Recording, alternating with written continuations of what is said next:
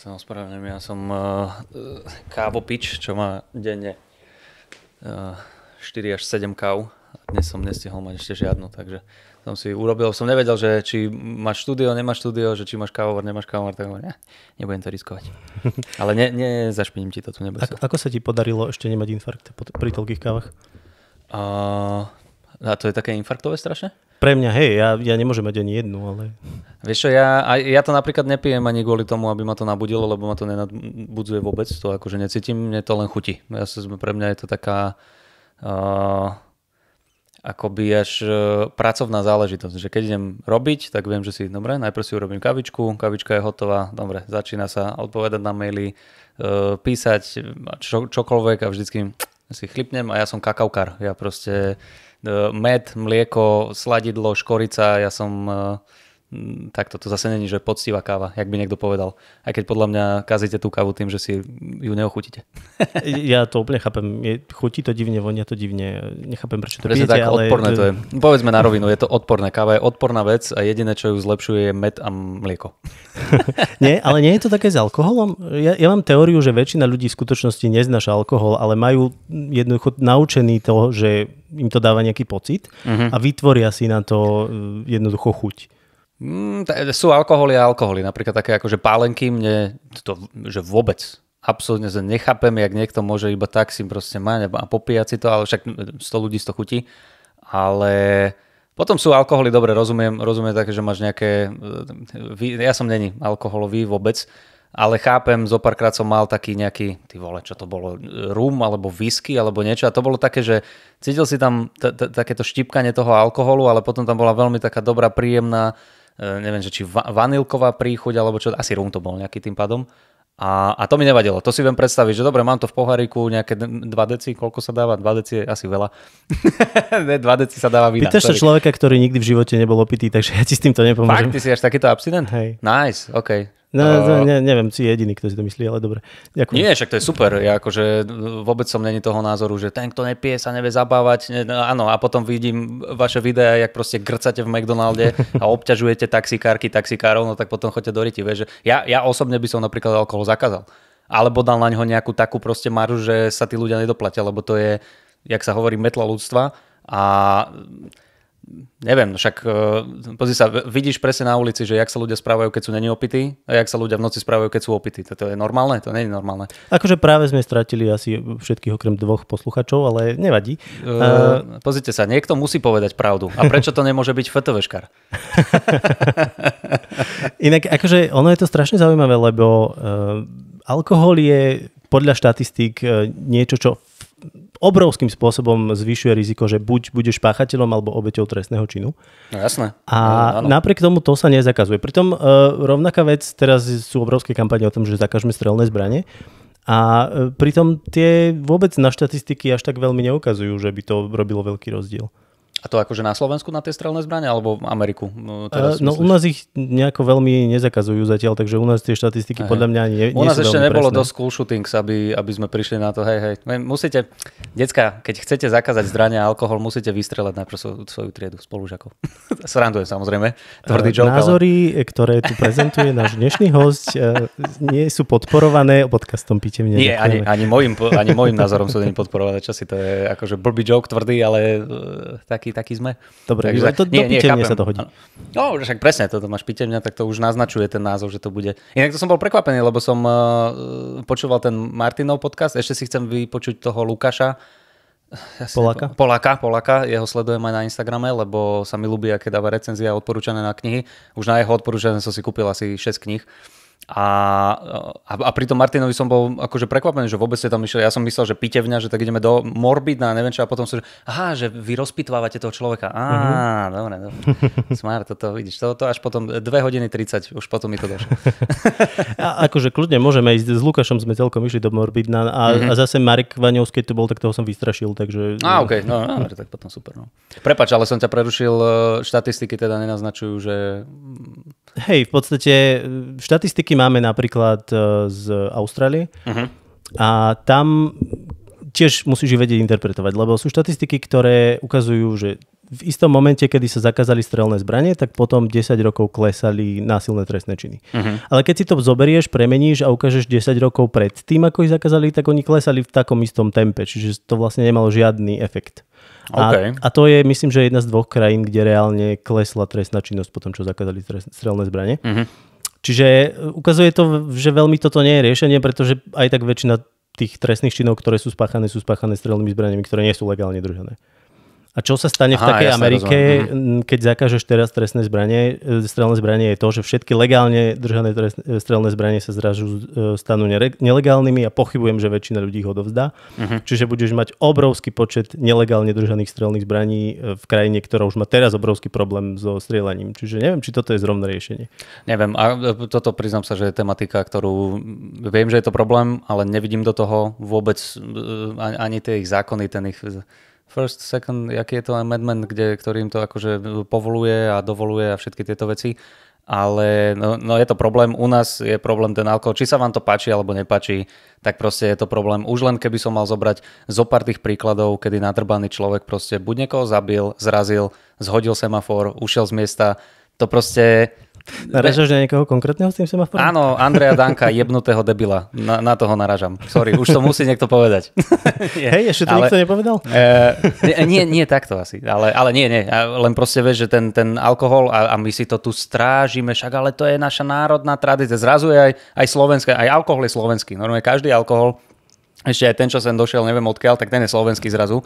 Len aby sme proste mohli si vypiť. A však ja vôbec som není proti tomu, že pitie s mierou. Ja si sem tam si dám, jasné. Nejaké pivko alebo oslava, dobre, tak dajme si 3, trošku akože podgurážený, ale teraz nepoďme grcať a hulákať po sebe a neviem čo, ešte nikdy som... Ja to vždy porovnávam, aj keď teda nepromujem nič samozrejme, ale zober si tresty za autonehody pod vplyvom alkoholu a zober si za držanie marihuany.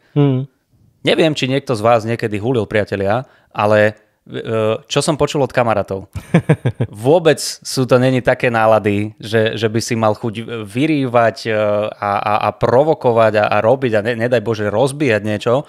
A toto mi príde, že toto je problém, že my sme tak zvyknutí na ten alkohol, ale zase to iba hovorím z nejakej akože subjektívny svoj pohľad. Jak sme sa k tomu dostali vlastne? Vôbec netuším. Ale rozbehla sa debata, to je dôležité. Áno, a môžeme teda skúsiť aj reálne začať. Čo ty na to? Ja som úplne za, je to tvoj podcast, ty veď ma. No, to je problém, ja sa necítim úplne ako moderátor. Inak toto je prvýkrát, keď tu mám hostia, ktorého som predtým nikdy nestretol. Takže tak zdravím ťa, ahoj. Ahoj. Je to pre mňa zaujímavý zážitok, už mám na 5000 krokov a to som neopustil dnes byt, takže asi si vieš predstaviť. Ale prestaň, čo si to... Akože nemáš sa ani čoho báť. Aj toto akože už veľakrát mi niekto povedal, keď nejaké podcasty som nahrával, že Ježiš, ja sa tak bojím, a však ty si moderátor. Ja som nie moderátor. Ja som nejakým spôsobom sa dostal ku tomu. Moje moderovanie vôbec nie je na takej úrovni, ani vyjadrovanie sa, ani slovná zásoba, takže úplne buď kľudný, nič sa nedie. No to sa ešte k tomu dostaneme, či si alebo nie si moderátor. Kľudne. Ale teraz ťa poďme najskôr predstaviť. Poďme na to.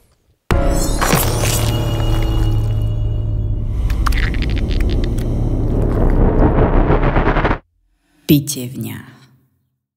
Čaute, vítajte v podcaste Pitevňa. Môj dnešný host spája dva žánre, ktoré sú zdanlivo úplne protichodné, horor a humor. Ale možno dnes prídeme na to, že vlastne je medzi nimi veľmi tenká hranica. Človek, ktorého zbožňuje celé Slovensko, okrem predavačiek, Jakub Citron ťapák. Ahojte priatelia, ďakujem veľmi pekne za tento krásny úvod. A teraz pozerám, kam ty máš jakú zbierku tých kingov. Krása. Hej, všetci, ktorí vyšli na Slovensku. Toto má všetko, že je slovenské? Všetko okrem Salem Slot, ktorý ešte vyšiel iba po česky. Teraz akurát čítam tu jeho opísaní, tam ju máš, vidím to, už to dočítavam a veľakrát to tam spomenul ten Salem Slot. Ono je to preložené ako? Prokletí Salemu, alebo tak nejak, ne? Tak tiež ma to tak zaujalo, že si to chcem prečítať. Dobre. To je vlastne jeho druhý román. Hej, on má akože aspoň z tej knihy, ktorú napísal, čo tiež som myslel, že to o opísaní, že to je taká novinka, neviem čo, písal 2001 alebo tak nejak staré a veľa sa tam odvoláva na tie svoje staré tieto romány, ale teraz som od neho dočítal to Ak tečie krv a to sa mi celkom ľúbili, tie poviedky, čo tam boli, takže ja ho mám rád. Pozerám, že máš krásnu zbierku. super. Snažím sa, no akože bohužiaľ ten byt je taký, aký je, takže totiž táto pitevňa je taká, aká je, takže... Si sa prezradil. Hej. Si sa prezradil. Takže väčšinu kníh mám bohužiaľ uložených tam v tých poličkách pod televízorom, lebo nemám ich kam dávať, takže možno raz. Pekné to máš. Vidím aj tam Cthulhu tam je, H.P. Lovecraft je nejaká asi limitka, že? Zberateľská. Hej, plus pekné. A Poa máš kde? Na tej pod tou lepkou. Poa ten to je Čierny kocúr, Zlatý skarabeus. Zlatý skarabeus, to mám aj ja, ale normálne som bol taký, tak mi to ľúto bolo, lebo som to začal čítať a že nie je to pre mňa. Viem, že ty máš radšej novší horor. Ani nie novší horor, len mi to prišlo, oni sú, jedna tá kniha je tuším s tými hororovými poviedkami a druhá je iba poviedky, čo sú, on aj také dobrodružné sa mi zdá, že písala. Ja sa musím priznať, že tieto som nečítal, lebo ja mám taký zborník celý, kde sú všetky jeho texty a ja som čítal ten, čiže neviem, čo je konkrétne v týchto. No ja som od neho čítal takú tú zbierku, čo je Jama a kývadlo a to sa mi ľúbilo, tam boli presne také tie strašidelné, ktoré ja mám rád. A ja som sa začítal do jednej z tých, neviem ktorá, ale určite to nebola tá hororová a tam bola nejaká zdĺhavá poviedka o typkovi, ktorý proste letel, ktorý balónom chcel vyletieť na mesiac. A ako keby to, alebo prišiel za niekým, že vyletel na mesiac a toto sú jeho nejaké cestopisy alebo čo. A že ty kokos, som sa lúskal tým a že dobre, ešte to možno začne byť zaujímavé a neprišlo to a potom druhú som začal čítať, to ma po 2 stranách predstavoval, dobre, že tak toto není pre mňa, je to frajer určite, akože inšpiroval strašne veľa aj ľudí, aj ten celý žáner, ale toto proste nejako ma to nechytilo. Ale tie hororové, ktoré som čítal, tie boli super. No dobre, tak k tomu humoru sa ešte... Hej, jasné, povedz, ja som zasiahol do tej dramaturgie. Nie, presne k tomuto som chcel smerovať, ku knihám. Pretože k tomu humoru sa ešte dostaneme, ale akú veľkú úlohu hrala v tvojej láske hororu, respektíve k hororu kniha Nevyriešené záhady sveta? Nevyriešené záhady sveta. Ty máš naštudované, čo som počul toho Martina rozprávať, tak tiež bol veľakrát zaskočený. Ja som sa na to pripravil. Ja hovorím, dobre, tento chalanisko si robí rozbor. Nevyriešené záhady sveta, Ježiš, to bola tá... To som niekde spomínal v podcaste a to je tá kniha... To sme s bratrancom začali čítať, on mi to čítaval, keď som prespával u nich, u tety a mňa to strašne bavilo. Tam bol Bermudský trojuholník, a to je asi jediné, na čo si spomeniem, že tam bolo. Ale zaujímavá knižka, ako je stará. A neviem, akože čo to ovplyvnilo? Že otázka bola aká? Že či to malo nejaký vplyv na tvojej lásky k hororu? Nie, asi nie. Asi to by som nepovedal. Neviem, vieš čo, mňa ten horor začal baviť tak, že ja som išiel cez filmy. Ja keď som bol od malička...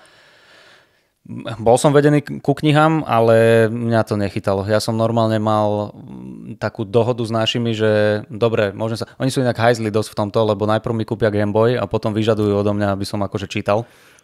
Takže tam bola dohoda, že dobre, môžeš sa hrať, ale denne 10 strán bolo povedané, že 10 strán musíš prečítať, čo pre mňa bolo... A ja doteraz hovorím, ak počúvate niekto náš podcast s Kubom Gulíkom 20 000 mil pod humorom, sorry, urobil som si reklamu, tak veľmi dobre viete, že ja mám veľký problém s čítaním. Ja čítam, že extrémne pomaly, prehadzujú sa mi slovíčka, unavený som, zaspávam pri tom, takže od malička to čítanie mi veľmi nešlo a rodičia, že najprv, že 10 strán, ja že dobre, však OK, tak 10 strán dáme a bojoval som s tým, potom tí hajzli povedali, že počkaj, ja som myslel 10 listov. Dobre. Takže nemal som veľkú lásku ku tomu čítaniu vôbec. Skôr tie filmy ma bavili a nejaké také príbehy, keď niekto rozprával, že sem tam otec vyťahol nejakú takú akože historku alebo legendu alebo niečo, čo bolo. Tie rozprávky pre neposlušné deti, to bolo výborné, to nám čítali rodičia, to som mal strašne rád. A potom tým filmom to išlo nejakým spôsobom, to som vedel, že mám rád, že najprv to boli že prespávačky u kamarátov, u spolužiakov a to bolo vždy, že tam to bol ten jeden večer, kedy si mohol byť proste do 3 rána hore a išiel Jeepers Creepers, Hory majú oči, Scream, Vrescott, Scream a Vrescott je to isté, Citron, keby si nevedel, ale Alien a tak ďalej a toto bolo, že toto ma baví strašne, doma som si to pozrieť nemohol, lebo tam som to nemal dovolené. A potom to zase tak akože nejako upadlo celkom, že ako pozrel som si sem tam ten horor, ale až teraz, keď som mal nejakých, ja neviem, 20, od tej 20-ky vyššie už som išiel, že OK, že dobre, že teraz pozerám horory. Každý víkend som si dal proste horor nejaký, som si zapol, našiel som si, začal som si to akože viac študovať, ale zase není som nejaký expert v tomto, ten Lukáš, ten je podľa mňa tak naštudovaný, že dovidenia. ale baví ma to. Veľmi ma to baví, no a až teraz v poslednom čase som začal, posledné 3-4 roky začali byť také, že som že čítať začal tie horory, hlavne teda toho Kinga a sem tam, čo príde. Ale King je taký akože najvýraznejší u mňa, lebo to je asi také najmainstreamovejšie, všetci to poznajú. Mám zo pár kníh autorov, ktoré som akože prečítal, ale vôbec si neviem povedať mena. Jeden, ktorý ma akože oslovil a páči sa mi a čakám, že keď niečo nové vydá, tak je, že Nick Cutter. Neviem, že či ho poznáš. Jasne. A on má aj viac, ako tuším, pseudonymov, ale od neho som čítal tú Hlbinu a Oddiel a to sa mi ľúbilo veľmi. Ten Oddiel sa mi ľúbil oveľa viac. To bolo tak surové, že to akože dovidenia. Oddiel sa mi páčil, to je asi moja najobľúbenejšia kniha od neho. Áno. Tá Hlbina išla ku koncu trošku do ryti, ale akože nevadí. Ja si prečítam aj. Ja som v tomto zase taký, že ja nedokážem, keď mám rozčítanú knihu už v 3/4 a začne to byť chujovina, tak ja to neviem zavrieť a odhodiť to, vieš, že musím to dočítať. Takže tak vznikla nejaká láska ku hororu. Ale neviem ti to nejako vysvetliť, že prečo to mám rád, jak to mám rád. Je to taký umelý strach, ktorý viem, že mi nič nehrozí, ale aj tak sa bojíš a je to žáner, ktorý ťa dokáže vystrašiť tak, že si musíš zasvietiť proste, keď ideš v noci na hajzel a to žiadny iný film, žáner nedokáže urobiť. Vieš. Takže tak, toto sa mi veľmi páči. Tak ono je to vlastne okrem humoru, respektíve okrem komédie, je to vlastne jediný žáner, ktorý dokáže spôsobiť fyzickú reakciu. Okrem porna, samozrejme. To je pravda, áno, to je pravda, áno. Hej. No a keď sme už teda pri tom tých hraniciach hororu a humoru, my sme sa o tom bavili s Martinom, teda neviem, či aj v podcaste, ale minimálne mimo neho. Ono je strašne zaujímavé, že ako majú k sebe zdanlivo ďaleko a v skutočnosti veľmi blízko, lebo keď prepiskneš horor, tak si v komédii. Áno, ja s tým tiež súhlasím a takisto tvrdím, že tam je to veľmi tenká tá hranica a sú napríklad veľmi dobré, ja mám celkom rád, keď sa podarí, že hororová komédia. To mám veľmi rád ten žáner, lebo keď je nejaký film, ktorý sa, hlavne teda o filme hovorím, ktorý odhadne správne tú hranicu, že ani sa neberieme veľmi vážne, ale dokážeme aj vystrašiť. Dokážeme byť natoľko vážne, že vieme vystrašiť, ale nie natoľko, že nevieme pobaviť, tak vtedy je to akože super. To som minule sme pozerali, čo to bolo, alebo to dávnejšie už The Wolf of Snow Hollow, The Wolf of Snow Hollow to bolo. Neviem, či si nevidel si. Ježiš, to je tak strašne vtipné, to je akože vlkodlak, vyzerá to, že nejaký vlkodlak zabíja v malom mestečku a rieši to policajt, ktorý je ale že totálny cholerik, všetkých považuje za idiotov a jediný idiot je on. A tam sú také scény, že keď malo byť napätie, tak bolo napätie, tak to bolo, že fakt super. A potom sa to ešte tak akože zamotalo, že z toho vyšlo niečo úplne iné, nebudem prezradzať. Ale akože napätie. A potom, keď boli scény s týmto debilom, ktorý proste vynadal všetkým, akí sú neschopní a neviem čo, a urobil zo seba debila a to bol, že hnev. A ten je strašne vtipný, keď je niekto nasratý a ty vidíš, že sa ukludní, vieš. Tak toto sa mi strašne páčilo a potom bol ešte jeden, ktorý si pamätám, to som videl aj viackrát, to je, že Anything for Jackson. To je zase strašne dobrý nápad, že dvojica takých starší pár sa dostane ku satanistickej knihe. Neviem, že či je to konkrétne Necronomicon alebo nejaká verzia Necronomiconu, ale asi nie. Niečo z toho, nejaká satanistická proste okultná vec. A chcú prostredníctvom tehotnej ženy, ktorú unesú, vyvolať svojho mŕtvého vnúka, ktorý im akože zomrel, ale že nech sa narodí znovu. No a začnú sa diať veci, počúvaj také, že tam je pekný ten konflikt v tom, že oni nevedia veľmi, čo robia, že skúšajú to, učia sa, neviem čo. No a začnú to dojebávať a začnú prinášať na svet iné veci z tej knihy a ježiš, to je výborné. Tam presne ten chlap, keď proste sa dostane, že kurva, že teraz toto som dotrpal, čo urobíme a začne to zachráňovať, to je tak smiešné. A do toho zase také scény, že však ale pred chvíľou som sa smial, kurník, že odkiaľ toto prišlo. Toto mám strašne rád, keď je zvládnuté. Bohužiaľ, niektoré filmy to nedokážu a Nížka 1 aj 2 je presne taká, že ono to chce byť asi vážne. Ja vôbec neviem, že o čo im ide v tých akože filmoch. Že to je taká šablonovitá chujovina, že mňa to až uráža, keď to pozerám, že vy si myslíte, že som úplný idiot. Fakt, že toto nemám rád, keď ten film zo mňa robí debila a že však pozrite sa, aj tak si to pozriete a majú pravdu, lebo som si to pozrel. Tak toto je také. No to je vlastne celý žáner, ktorý funguje na tom, že oni našli s Conjuringom šablónu, ktorá funguje a teraz ju vlastne opakujú, kým na to ľudia budú chodiť. Keďže horory sú vlastne veľmi lacné na natočenie, tak ich môžu vlastne chrliť veľa. Dobre, ale prečo neprekvapiť? Ja tomu nerozumiem tomu, že keď vytvoríš taký silný univerz, jak je ten Conjuring, a jednotka bola brutálna podľa mňa, akože toto odštartovalo celé. Z Annabelle sa mi páčil ten prequel, tá Creation. Tam boli dobré nápady. Samozrejme, bolo to šablonovité, jasné. Mal si tam nejaké akože postavy, ktoré musia prežiť, lebo by si nemohol zabiť, ale že a tie filmy, keď vedia, že proste dostanú na to ten rozpočet, neviem úplne zase, ako to funguje, ale kurník, keď je niečo, že dobre, že toto si ľudia idú, máme na to peniaze, poďme toto, tak prečo si nesadnú a neprekvapia ťa niečím brutálnym, že Lebo ty vieš urobiť horor, ktorý akože nenaserie, ale vieš urobiť strašidelne podľa mňa. Vieš tam použiť nové veci, nové strihy, novú atmosféru alebo niečo, čo už som nevidel 1000-krát predtým. Vieš, ale tým pádom tam nebudeš mať tú audience, ktorá očakáva toto. Ale že ty vieš odrbať audience tým, že proste povie, že pozrite sa, máme, dajme tomu tam Mníška 2. Mníška 2, jasné, otrepaná vec, bola už spomenutá v 5 z tých 7 filmov, ale že urobili sme 2, tuto máte a teraz všetci vedia, tak prídeme na Mníšku a prečo to nezmení nejak, a to akože, hovorím, nemám to nejako premyslené ani nič, ale ja by som povedal, že už keď aj tí ľudia možno vedia, že to bude chujovina, ale však poďme sa zabaviť, dobre, tak poďme a zrazu by som si sadol do kina a niečo ma reálne vystraší a poviem si, že OK, dobre, toto som nečakal, tak to musí prekvapiť, vieš, že síce ten audience možno sa premieša trošku, ale možno o toto im nejde.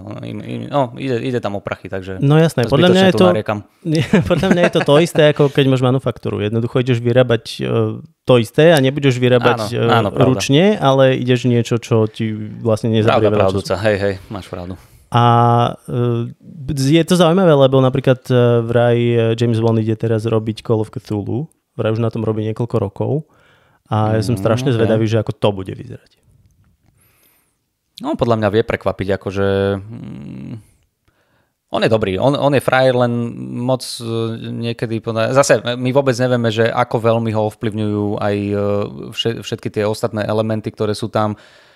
Hovorím, ja fakt neviem, že presne ako fungujú tieto, ale čo viem z nejakej práce a spolupráce s telkou, dajme tomu, tak presne viem, že oni chcú, že chceme, aby ty si urobil toto. Dobre, super, tak toto vám ponúkam. No ale toto nemôžeme, toto sa vyhnúť, toto prepísať, neviem čo vieš. Takže samozrejme je tam určite aj takýto nátlak od investorov, producentov, neviem koho všetkého, štúdií a tak ďalej.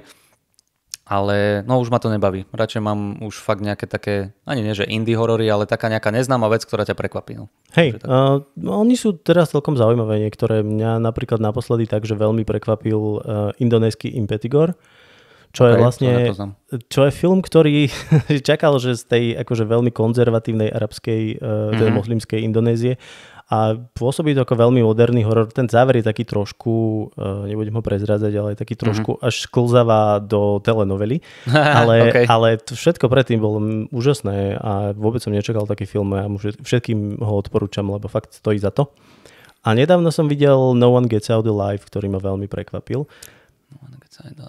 Ježiš, hovorí mi strašne ten názov niečo. To je o takej imigrantke, ktorá sa prisťahuje do Spojených štátov a mne sa to veľmi páčilo, pretože ja mám rád, keď sú niekde také nejaké ducharčiny, ktoré majú zmysel a kde sa vysvetlí to strašenie, že to nie je iba také, že ideme vystrašiť audience, ale že to reálne dáva celé nejaký zmysel. A ja mám hrozne rád The Changeling, to je film z roku 1980 a tam to presne takto funguje.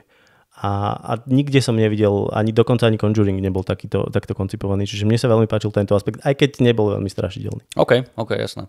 No je pravda, že v poslednom čase tiež som začal dávať viac šancu tým zahraničným hororom a veľakrát sú to prekvapenia pekné, lebo tým, že to nie je Amerika a je tam zasadená tá možno iná kultúra, inak to oni vidia, skúšajú nové, neboja sa skúšať nové veci a experimentujú, tak to vie byť akože veľmi kvalitné. Veľmi sa mi páčil ten Incantation taký ten found footage, normálne to som pozeral a zase že found footage, ale máš tam ako keby retrospektívne je to urobené, však akože pozrite si to na Netflixe, to bolo výborné, to sa mi strašne páčilo, aj celé to zasadenie do tej azijskej kultúry, zrazu tam nemáme exorcizmus a démona, ale je to nejaký, že, nepoviem.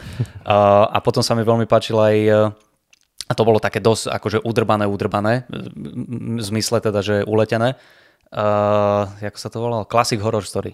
A to je talianské. Áno. Že ty kokos, dobre, toto sa mi veľmi páčilo. Ale sú aj tie americké, no teraz je tá dvojca, soon to be trojca, ten X, Perla a Maxine bude teraz. A to bolo výborné. A to bolo fakt akože, to sa mi veľmi páčilo. Takže vedia prekvapiť aj tie americké, ale veľakrát aj tie zahraničné sú také, že také fresh, že keď si zvyknutý na tú Ameriku, tak je to niečo také nové a lepšie. Veľakrát by som povedal. No ty vlastne pochádzaš z tak trošku filmárskej rodiny, keďže tvoj starý otec bol legendárny režisér. A mimochodom, toto nie je prvá spolupráca našich dvoch rodín, keď o tom nevieš. Áno. Aj keď, hej, dúfam, že dopadne minimálne tak pozitívne ako tá prvá a predpokladám, že sa o jej úspech zasadím rovnako ako môj otec, ktorý... Aká bola spolupráca? Ktorý robil Kompárs v Pachovi. Aha, dobre, okej. Kompárs v Pachovi, nice, super. Tak pozdravujem samozrejme. Hej, takže určite to bude mať rovnaké zasluhy a na úspechu. Určite, to už teraz máš väčšie podľa mňa. No super, takže keď už sme pri tých hororoch, tak rovno prejdeme k otázke. Ja sa snažím dávať také otázky, ktoré možno nedostávaš úplne všade. Takže ja budem len rád. Kedy bude nové roasty? Kde bereš inšpiráciu na stand-up? Neviem. Nie, to nie je otázka, neboj sa. Ale musíme ho spomenúť, lebo to je veľká vec. Čím si myslíš, že to funguje takým extrémne dobrým spôsobom? Pretože to pozerá viacej ľudí, ako pozerá horory. Neviem. Ja fakt som doteraz žasnem nad tým, že ako si to ľudia obľúbili. Neviem, nečakal som to fakt. Ja osobne si myslím, že je to možno tým, ja všeobecne si myslím, a to sme sa aj veľakrát s Martinom Hatalom rozprávali, že, lebo vymýšľali sme nejaké veci, on prišiel, že počuj, chcel by som takéto urobiť a blablabla, a vždy sme sa proste dostali ku tomu, že ja mám najradšej veci, ktoré sú od srdca, keď ťa bavia a nejdeš na tom ani zbohatnúť, ani sa zviditeľniť, ani akože nejaké vypočítavé veci a zámery nemáš prvoplánové. A toto proste tiež vzniklo tak, že mal som rád tie horory, mal som obľúbený ten jeden channel na YouTube, Foundflix sa to volalo, a tam týpek rozoberal horory, lebo ja veľakrát pozerám tie horory, takže ja to mám rád, ale ja som zase není taký sofistikovaný človek, aby som videl, že toto je metafora na depresiu, tuto chceli naznačiť vlastne toto, neviem čo. Ale mám rád, keď tomu rozumiem. Ale niekedy na prvýkrát sú proste horory, ktoré vieš, že niekto si povie, že to je taká jednoduchá vec, vieš, ale veľakrát to má nejakú hlbšiu vrstvu, ktorú ja niekedy nechytím, niekedy ju chytím trošku inak, alebo si iný mám na to názor. No a tento chalanisko to akože rozoberal a on ti strašne pekne vysvetlil všetky tie veci, že tuto bolo takto a toto odkazuje na to, lebo režisér kedy si povedal, neviem čo, že super, to je aj fun fact, aj mi to doplnilo, neviem čo. A on to proste, že scéna za scénou presne ti prerozprával film, dal do toho nejaké akože aj kúsok svojho názoru, aj to vysvetlil, ale bolo to všetko iba že prerozprávané. Ja hovorím, že kurník, že toto by sa mi strašne ľúbilo, ale že vtipne. Že urobí tam normálne, že toľkokrát, keď on niečo povedal, a ja hovorím, že no však ale povedz k tomu niečo, vieš, že sem tam on sa snaží dať také, že raz za čas on povie, že toto by som nerobil a ide ďalej, vieš. Ja hovorím, že kurník, toto by bolo dobré, akože urobiť takto. Bavia ma tie horory, pozerám to, veľa ľudí to nepozerá, možno by aj ich to bavilo. A s týmto som do toho išiel, že urobím si fun project počas korony, mi to sadlo dobre, lebo mal som to v hlave, došla korona, ja hovorím, nemám čo robiť, nevystupujeme, tak skúsim to, že akože ideme do toho. Natočil som prvý pilot, poslal som ho Kubovi Gulikovi a Martinovi Hatalovi. On že hoši, mám akože takýto nápad, takýto projekt. Povedzte mi, je je to úplná katastrofa, alebo je to také, že dá sa s tým pracovať, dá sa to pozerať. Oni mi dali nejaký feedback na to, ja hovorím, dobre, super, jasné. A väčšinou to boli také technické veci, vieš, že zvuk máš celkom taký plechový, sem tam ti tam ubehne, ne.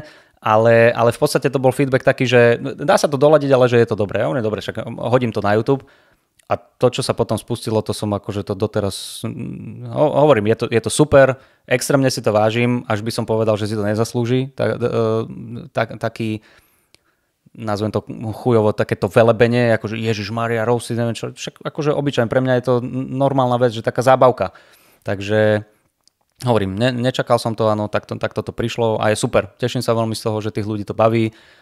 Veľká výhoda je, že to teraz láka v podstate ľudí na stand-up, že ono je to prepojené, že veľakrát človek, ktorý pozrie si ten roasted, že nejaký Citron a Citron robí aj stand-up. On robí v silných rečiach, idem na silné reči, spozná ďalších komikov a všetko je to také prepojené a veľmi pekne to akože zapadlo, takže teším sa z toho. Ja sa z toho teším veľmi tiež, lebo vždy, keď niekto upriamuje pozornosť na horor, ktorý je podľa mňa strašne poddimenzovaný žáner na Slovensku, tak sa z toho hrozne teším.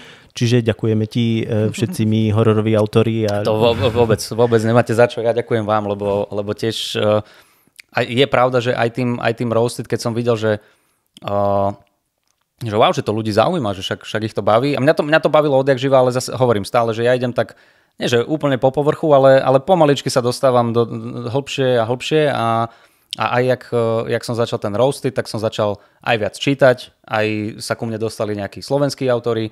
Teraz som si kúpil to Slovenské temno, čo je akože zbierka poviedok viacerých, tak na to sa akože veľmi teším. Tak som zvedavý, čo povieš na moju poviedku. Máš tam aj ty poviedku? Super. Tam sú všetky. Počkaj, to sú všetko sú tvoje knihy, hej? Od toho Zaklinača sú moje a tá posledná Kingovka. Ty kokos, dobré, kámo. Super, no teším sa, akože vieš, že aj toto je také, že dostávam sa do toho hlbšie a veľmi ma to baví. Ja som rád, že aj na Slovensku sú autori, pozerám, že tam hore máš Kariku, toho mám tiež veľmi rád. Takže tak, no, je to super. A je pravda, že je to žáner, nad ktorým všetci akože tak mávnu rukou, ale podľa mňa má čo ponúknuť a vedia byť dobre natočené, dobre napísané veci, hlboké veci, aj keď si niekto povie, že Ježišmaria, však iba lakačka, ale tam nejaká príšera, nejaké kúzielka, neviem čo. Kurva, Harry Potter, jak sa mu darí a to sú deti, čo behajú s palicami. Proste vieš a idú si to, a ja si to idem, a ja som fanúšik, vieš. Takže ten horor myslím si, že má čo ponúknuť a som veľmi rád, že sa to aj tebe páči, aj ľuďom sa to páči a ťahá to tých ľudí k hororu. Aj keď si pozrú možno iba ten roasted, ale vedia aspoň, že OK, tak je nejaký Freddy, je nejaký Ghostface, je nejaký Halloween, Mike Myers a tak ďalej, takže super. Myslíš si, že časť toho, prečo to funguje, je to, že ponúkaš vlastne taký kontrast toho, že niečo, čoho sa ľudia boja a ty im to vlastne sprístupníš tým, že im to dáš tou vtipnou formou? Nerozmýšľal som nad tým nikdy, ale ty si to pekne povedal. Asi to je pravda, áno. Lebo asi áno. Lebo veľakrát niekto príde a povie, že ja to nepozerám, ja sa toho strašne bojím, ale keď to mám podané v tom štýle, akože si viem z toho urobiť srandu, tak je to pre mňa také akože straviteľnejšie. Takže asi áno, ale nezamýšľal som sa nikdy nad tým, že tak teraz si to ľudia pozrú, lebo sa nebudú báť a zasmejú sa na to. Nie, ja som proste... Aj ja si robím srandu aj z tých hororov, ktoré mám rád. Akože veľakrát ten Conjuring ja milujem. Najviac Kruh milujem. Ale dá sa tam urobiť sranda. Zo všetkého si vieš urobiť srandu.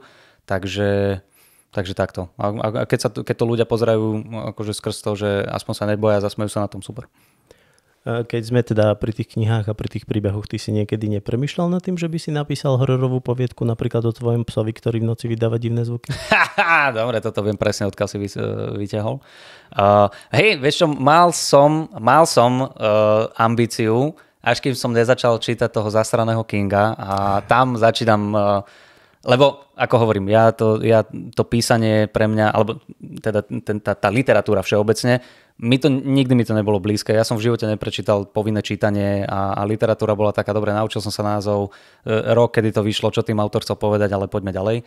A teraz čím viac pozerám tie horory, tak tým mi príde, že možno aj ja by som vedel dostať nejaký nápad a možno niečo, hlavne nezaoberám sa, že vôbec nejakými romanmi alebo niečím takýmto, že skôr poviedky ma strašne bavia, lebo to je rýchle, šup, príbeh, nejaká situácia, ideme ďalej.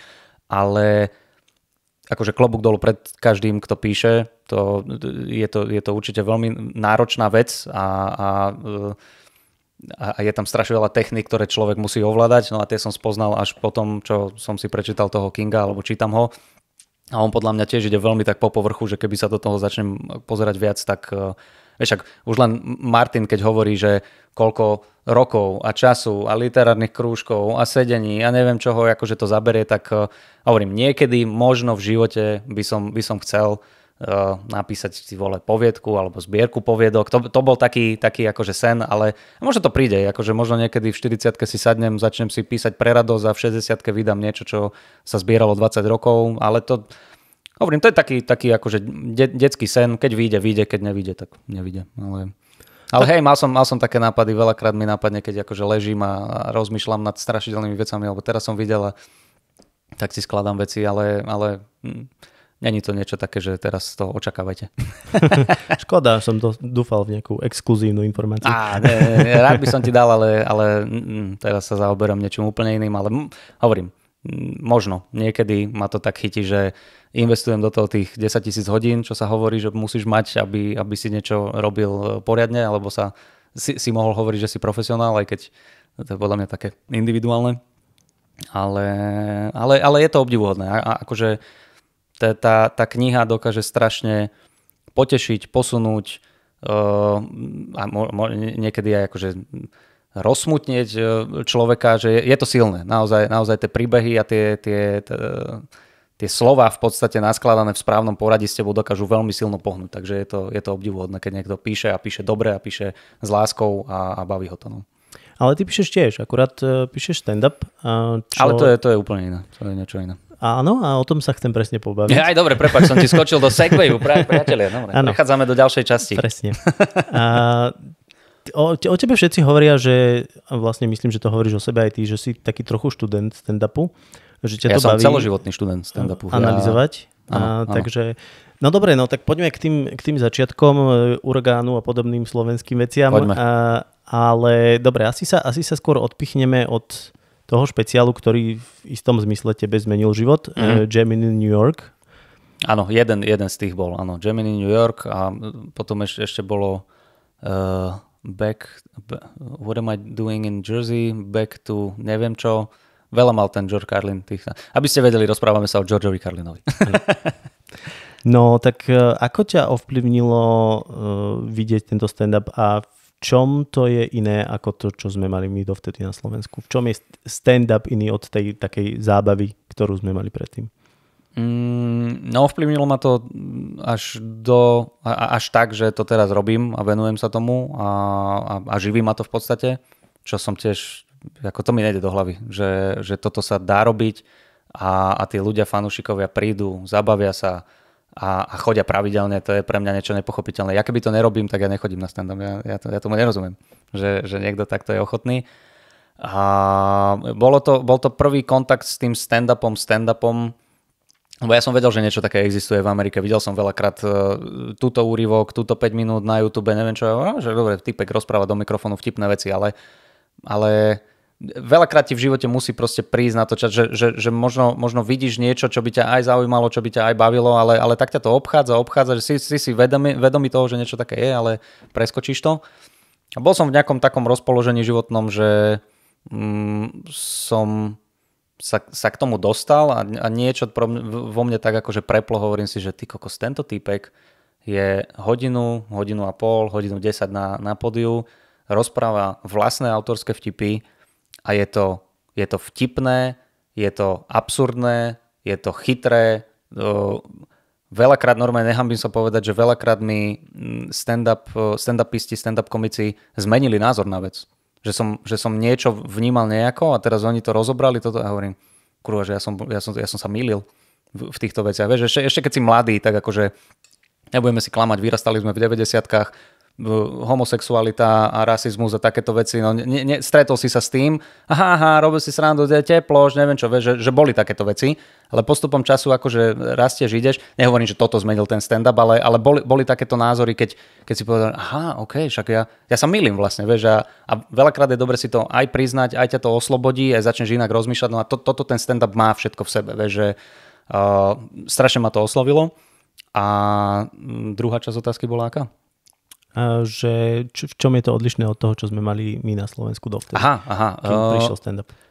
Vieš čo, stand-up no je iný v tom, že je absolútne podľa mňa slobodný, je surový, je vulgárny, veľakrát čo nevyhľadávam. Ja nepotrebujem, aby vec bola vulgárna, ja sa takisto dokážem zasmiať na proste neviem, teraz mi nenapadne nejaký taký príklad clean komika, ktorý nenadáva a má slušné témy. No, Jerry Seinfeld napríklad ste rozoberali. Alebo Steven Wright, alebo Dennis Martin, jak sa volá, on také one-linery hlavne dáva, s gitarkou hrá, neviem čo. Super, jasné, vie to byť takisto vtipné ako proste kontroverzný Louis C.K., Bill Burr, Dave Chappelle a tak ďalej. Ale toto sa mi strašne páči, že to sú oni. To sú tí ľudia, ktorí prídu, povedia, čo si myslia. Keď sa ti to páči, nie. Keď sa ti to páči, super. Keď sa ti to nepáči, tak chod do riti. A to je niečo, čo na Slovensku si myslím predtým nebolo. A preto podľa mňa bol aj taký strašne príťažlivý ten rap slovenský v začiatkoch. Že začali tí reperi, nie úplne v začiatkoch, ale potom ešte akože ja som začal počúvať rap s Kontrafaktom a Mickey Mora, títo akože čistý a tak čistý chov ešte vtedy. A to bolo niečo, že wow, tí kokos, oni sa neboja nadávať, oni to rozprávajú, akože čo on je sídlisko a neviem, že to bolo niečo také strašne surové, ale zároveň pravdivé pre teba, že ťa to priťahlo, aspoň teda tú moju generáciu, keď som mal 12-13 rokov. A potom ten stand-up mi prišiel, že OK, že toto je zase štýl humoru, ktorý vie byť aj chytrý, nemusí to byť stále kopiku a nádavky jedna cez druhú, ale vieš povedať svoj názor, vieš provokovať, vieš proste posúvať tú hranicu. A čo sa mne páčilo, že veľakrát mi to zmenilo názor a myslím si, že aj ty vieš zmeniť potom tým svojim, nie samozrejme, lebo ja mám akože hlúpe veci vo svojom stand-upe, ale sú komici u nás, ktorí vedia mať nadčasové témy a vieš si pri nich povedať, že okay, nad týmto som sa nezamyslel. A u nás to dovtedy boli v podstate akože však televízne zábavy, uragány, twistery, niekto je za dverami, ale čo bol ten, telecvoking, čo robil Noga skrúcaný mali, ako sa to volalo? No, oni mali niekoľko. No akože tieto boli SOS, vieš, sketchové show a tak ďalej. Ale jediný taký kontakt, čo by som najviac priblížil ku tomu stand-upu alebo one-man show, tak bol však Anders Košic a Donutil, ktorého ja som akože do kolečka sme počúvali tie jeho príbehy a príhody a rozprávania, neviem čo. A to sa mi tiež strašne ľúbilo, že dokáže si sadnúť človek na pódium a akože baviť ľudia. Toto bola v podstate u mňa ambícia od začiatku. Ja som chcel byť zabávač.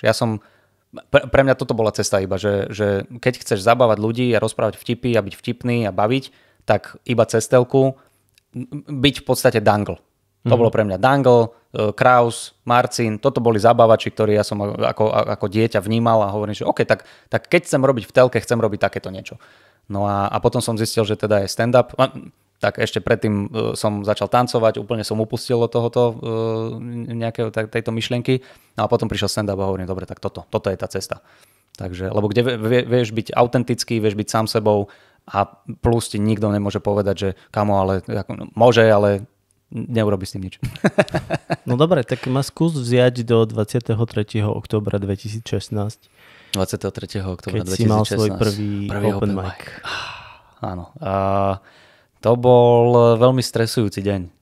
To bolo, ak nie 16 návštev toalety, tak ani jedna. Bolo to akože tvrdé, ťažké. Ten open mic vyšiel tak, že posledných 30 sekúnd z tých 3 minút sa ľudia zasmiali, tuším 3-krát raz zatlieskali, ale stačilo to na to, aby som si povedal, OK, dobre, tak viem aspoň niečo a veľmi pomohol aj Jano Gordulič, ktorý povedal, že dobre, že máš tam nápady, len toto treba upraviť, toto uprav, toto pridaj, hen tam na to sa vyser, je tam vata, a ono ty keď máš ten zmysel pre humor, tak existujú proste techniky v stand-upe, o čom sa bavíme s Kubom Gulikom non-stop. Vieš sa to naučiť, ale je to súhra aj toho zmyslu pre humor, aj nejakej driny a aj šťastia. Musíš mať šťastie, aby si sa dostal na oči tým ľuďom a povedali si, OK, toto som nevidel, toto sa mi páči a tak ďalej. No, takže tak. Ako dlho ti trvalo po tom prvom albome, než si sa dostal do silných rečí natrvalo? Ty si hovoril 23 október? Uh-huh. Tak Jano ma zobral v marci, nasledujúci marec. A čo bolo to, na čom si zapracoval najviac? Čo ťa vlastne potom, kvôli čomu ťa potom zobrali? Vieš čo, mne Jano pre mňa urobil strašne dobrú vec a on mi poslal link, lebo tie vystúpenia ešte bývali v Newspirite a oni sa, každé jedno sa nahrávalo. Uh-huh. A oni si to nechávali pre seba. Jano mi iba tak povedal, že počkaj, však ja ti pošlem link s tými našimi vystúpeniami, preklikaj si to, pozri si, že jak to chalani robia, timing si naštuduj, neviem čo, a pre mňa to bolo, že OK, tak teraz idem pozrieť a to bol. Ja som začal v roku 2016 a tam boli vystúpenia každý mesiac, dvakrát od 2014, 13, dokonca, že takto akože 2-3 roky vystúpení bolo a to každé jedno video malo celovečerná šovka, 2,5 hodiny. Ja som všetko pozrel. Všetko som si proste napozeral a naučil som sa, OK, tak takáto je technika, toto je technika troch, toto je zvrat, toto je callback, toto je hento, neviem čo, ja som to proste normálne jak religiously, jak preložíš, neviem, nábožensky som to, až som to uctieval, takže že som si to proste študoval a pracoval som na tom a keď som vedel niečo zlepšiť, tak som zlepšil, keď som skúsil niečo nové, nevyšlo, tak som tak automaticky zistil, že OK, dobre, toto funguje, toto viem na 100%, že bude fungovať, toto som si není istý, ale vyskúšam to a niekedy sa ti to prehodí, niekedy to, čo si istý, že bude fungovať, tak nefunguje, niekedy si taký, že dám šplech nejaký a to zafunguje do potlesku, vieš, že je to strašne, a toto sa mi tiež páči na tom stand-upe, že je to stále niečo nové, že ty môžeš robiť, ja to robím 8 rok a stále ma vie prekvapiť nová téma, kde si poviem, že toto je dobrá téma. A ľudia ti povedia, není to dobrá téma. A on si povie, dobre, tak toto je taká nejaká, že napíšem niečo narýchlo, funguje to brutálne a ja sa sám cítim, že ježišmaria, taká lacná vec a potom mi Martin alebo Kubo povie, kámo, to je dobrá téma, to je super, škoda, že som ja nevymyslel tento vtip, že fakt, chalani, OK, dobre, vieš, že stále je to niečo nové a stále ťa vie niečo prekvapiť, dáva ti to strašnú pokoru, lebo prídeš na jedno vystúpenie, kde zakiluješ, normálne ťa ľudia idú vyniesť na rukách a ja som frajer. A na druhý deň prídeš na iné vystúpenie s tým istým materiálom a ľudia na teba pozerajú, že vôbec toto prečo si skúsil vôbec. Ja hovorím, kurva, ale však včera to fungovalo, vy ste jebnutí. takže tak, no, je to stále je to niečo nové. Snažíš sa potom prísť na to, že prečo to fungovalo v ten prvý deň a potom ten druhý nie? Že čo sa zmenilo? Alebo či si spravil niečo inak, alebo je to tými divákmi? Vieš čo, keď píšem novú vec, teraz mám napríklad rozpísaný set o detských pesničkách, lebo máme dcerku čerstvú, ročnú a non-stop to ide do kolečka. A milo som zistil, že má Miro Jaroš pesničku s rytmusom. A už to sa mi ľúbi, to je kontrast. To je proste niečo, na čom vieš pracovať. A vyskúšal som to dvakrát, niečo funguje, niečo nefunguje a sa s tým hrám. A to, čo nefunguje, si poviem, že OK, prečo to nefunguje?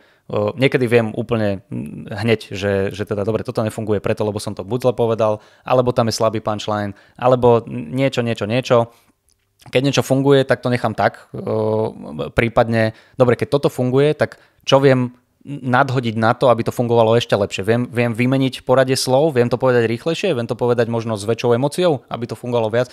Ono je to také remeslo, vieš, hráš sa s tým, je to taká matematika. A potom sú ale presne také šovky, najčastejšie u nás firemky, my to voláme hellgigy, lebo ty prídeš s materiálom, ktorý je overený, precestoval si s ním celé Slovensko, všade to funguje, vieš, že to funguje, nemáš tam čo meniť a na firemke prídeš, oni nevedia, že je stand-up a už to je zle, lebo je atmosféra zlá, lebo proste oni nečakali, lebo žerú, lebo sú hladní a nenažrali sa ešte, vieš, že tam je strašne veľa elementov a vtedy No zbytočne budem ja rozmýšľať nad tým, prečo to nefungovalo. Viem, prečo to nefungovalo, lebo proste tí ľudia neboli nastavení na stand-up, nechce sa im ťa počúvať teraz, vieš, že ja tiež, keby mám nejakú firmnú party alebo čo a teraz, že halo, poprosíme všetkých, odložte pitie, prestaňte sa rozprávať so svojimi kolegami a počúvajte túto 30-ročného FTVškara, ktorý rozpráva o svojich genitáliách. No tak chodori ti, kámo, vieš, že vôbec. Takže ja tomu rozumiem, ale toto sú presne tie prípady, kedy neanalyzujem, že či to fungovalo, nefungovalo, prečo to fungovalo, nefungovalo, lebo to proste není akcia na to uspôsobená.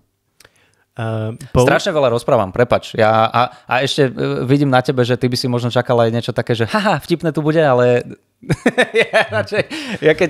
keď sa niekto pýta, tak ja sa chcem normálne porozprávať. Nie, ja som práve, že ja by som práve, že chceli ísť viacej do hĺbky. Ja jasne, tak super. Technik, tak v tom prípade sa ospravedlňujem posluchačom.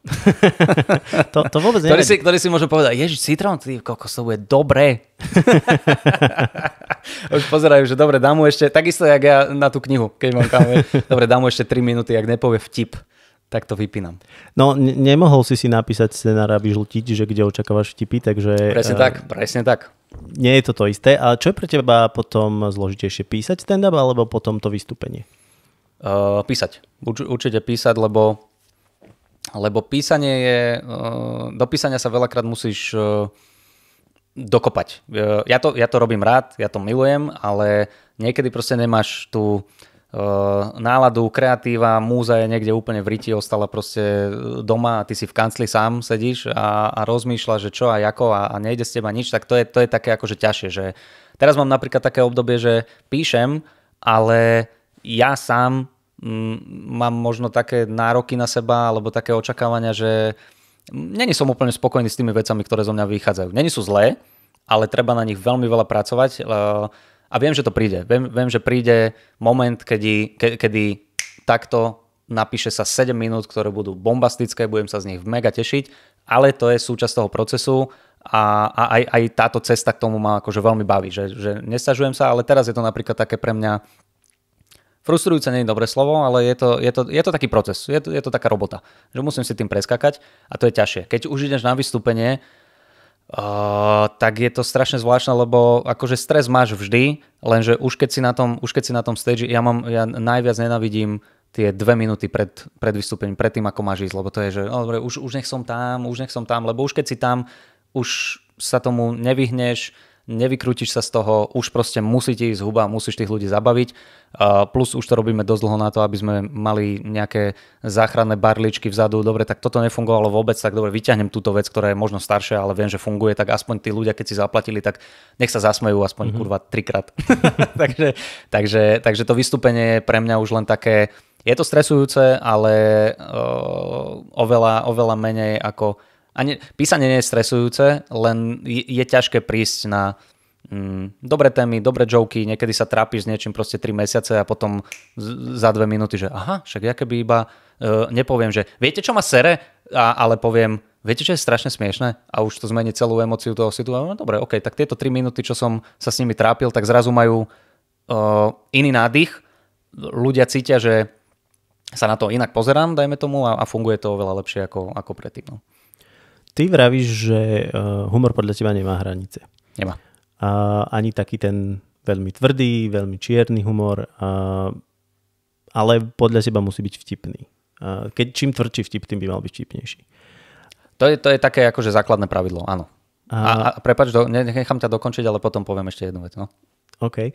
Chcel som sa iba spýtať, že presne keď si hovoril, že vlastne začínaš na nejakých open micoch, kde si skúšaš materiál a potom ho drilluješ, snažíš sa ho vylepšiť.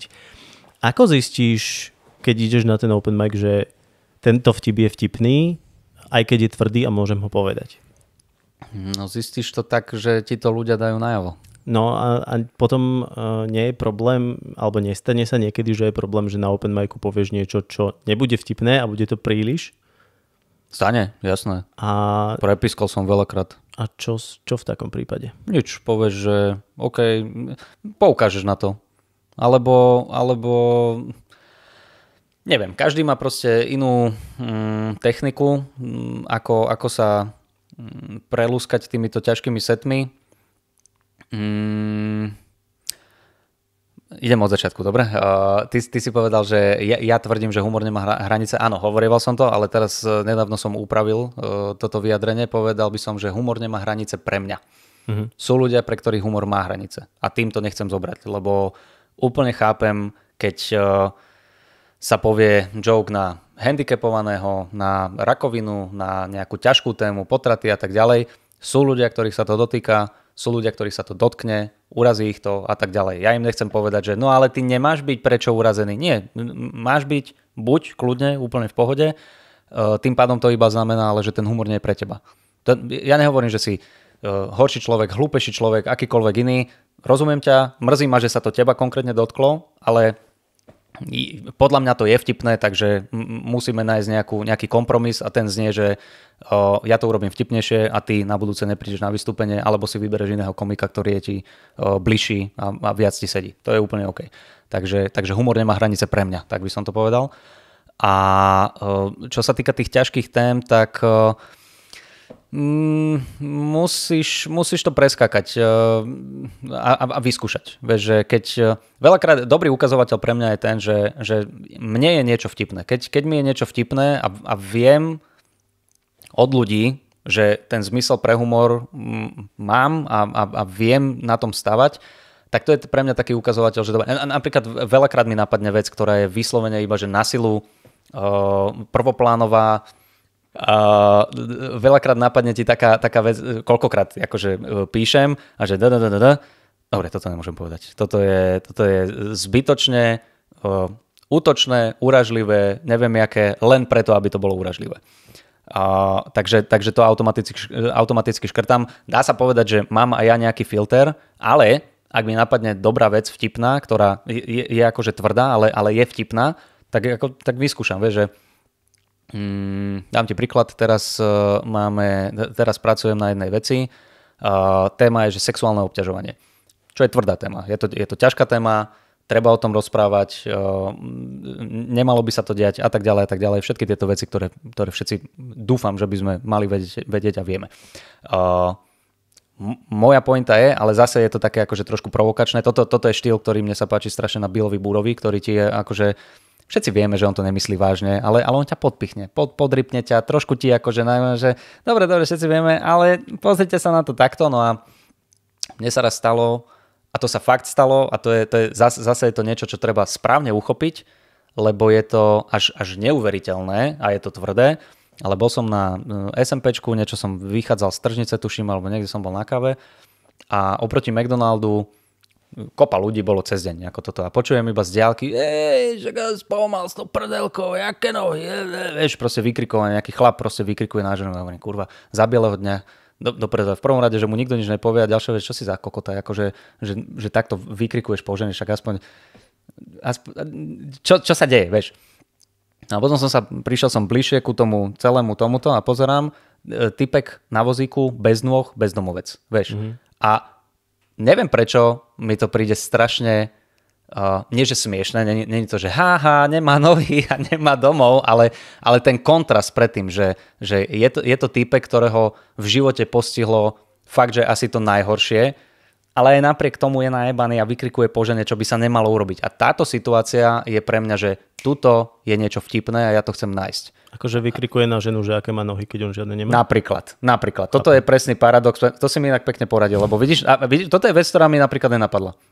Ja som išiel sa pozerať na to, že no mám tam nejaké pointy, ktoré ešte nie sú dotiahnuté, takže nebudem hovoriť, ale toto je niečo, že ty to vidíš tú situáciu a ja hovorím, že kurník, v tomto niečo je. V tomto musím nájsť proste niečo, že ako jasné, nemal by to robiť.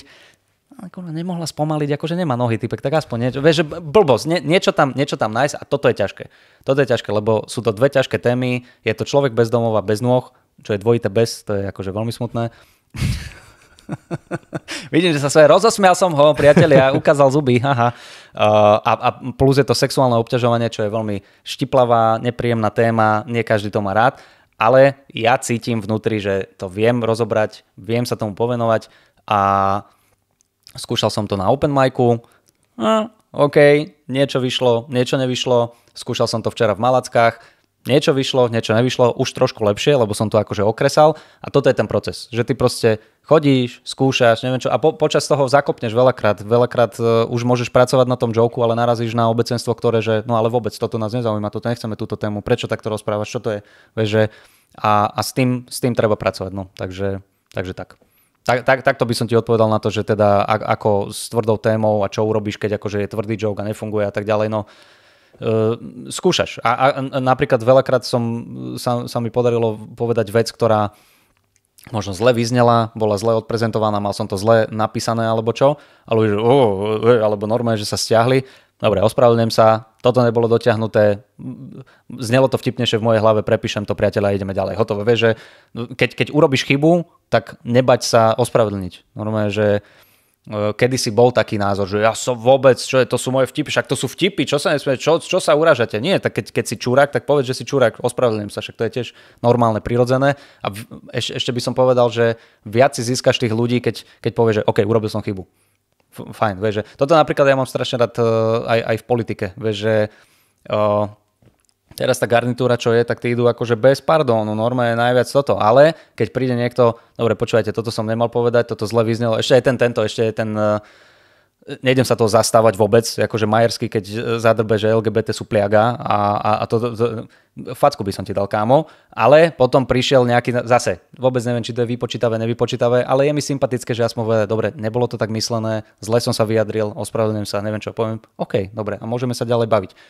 Niečo v tomto zmysle, neviem, že či chápeš, čo myslím, ale možno blbý príklad s tým konkrétne Majerským, len prvý, ktorý mi napadol, takže toto je ten princíp, že keď dokážeš uznať, že si urobil chybu, tak tí ľudia ti dokážu rýchlejšie odpustiť a už idete ďalej. No, takže tak. Uvoľní to tak trošku napätie, ktoré vznikne, napríklad keď ti nevyjde vtip? Áno, určite, jasné. To je najlepšie, čo môžeš urobiť. A to ti aj Martin hovoril, že keď urobíš niečo, keď je niečo trápne, ale ty sa tváriš, že dobre, nič sa nestalo, ideme ďalej, tak tí ľudia sú takí, že Ježišmária, on nevie, že to bolo trápne. Ale keď povie, že dobre, toto bol trapas, chvála Bohu, dobre, aj on vie, že to bol trapas, nemusíme sa tváriť. Takže tak, hej, pomôže to, uvoľni to.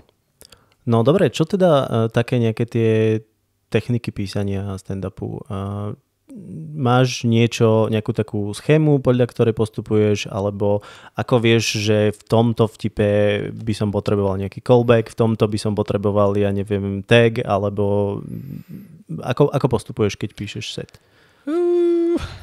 Ako to príde? Toto nemám úplne tak. Akože vtip by mal začať nejakou premisou, keď ho ideš rozprávať. Väčšinou tie vtipy začnú ako keby u nás, že punchlineom. Že ty máš nápad na punchline a teraz potrebujem vymyslieť, ako sa k tomu vtipu dostanem. Toto je taký akože základ. Že takisto jak s tým človekom bez domova, bez nôh. To je vtipná situácia, ktorá viem, že tam niečo tam je, tento punchline tam je. Ja sa musím dostať k tomu, alebo musím prísť na to, ako to ľuďom predstavím tú tému, aby bola stráviteľná a tak ďalej a tak ďalej. No a potom tie techniky sa ti tam už nejakým spôsobom súkajú. V tomto je dobré vedieť, že aké tie techniky sú. Je ich milión. Keď poznáš pravidlá, vieš ich aj porušovať. Príklad, pravidlo 3. Prvý príklad normálny, druhý príklad normálny, tretí stiahneš ten koberec pod moh, zasmejú sa ľudia. Neviem ti dať teraz úplný nejaký konkrétny príklad. Mal som jeden príklad 3. Nespomínam si, to je jedno.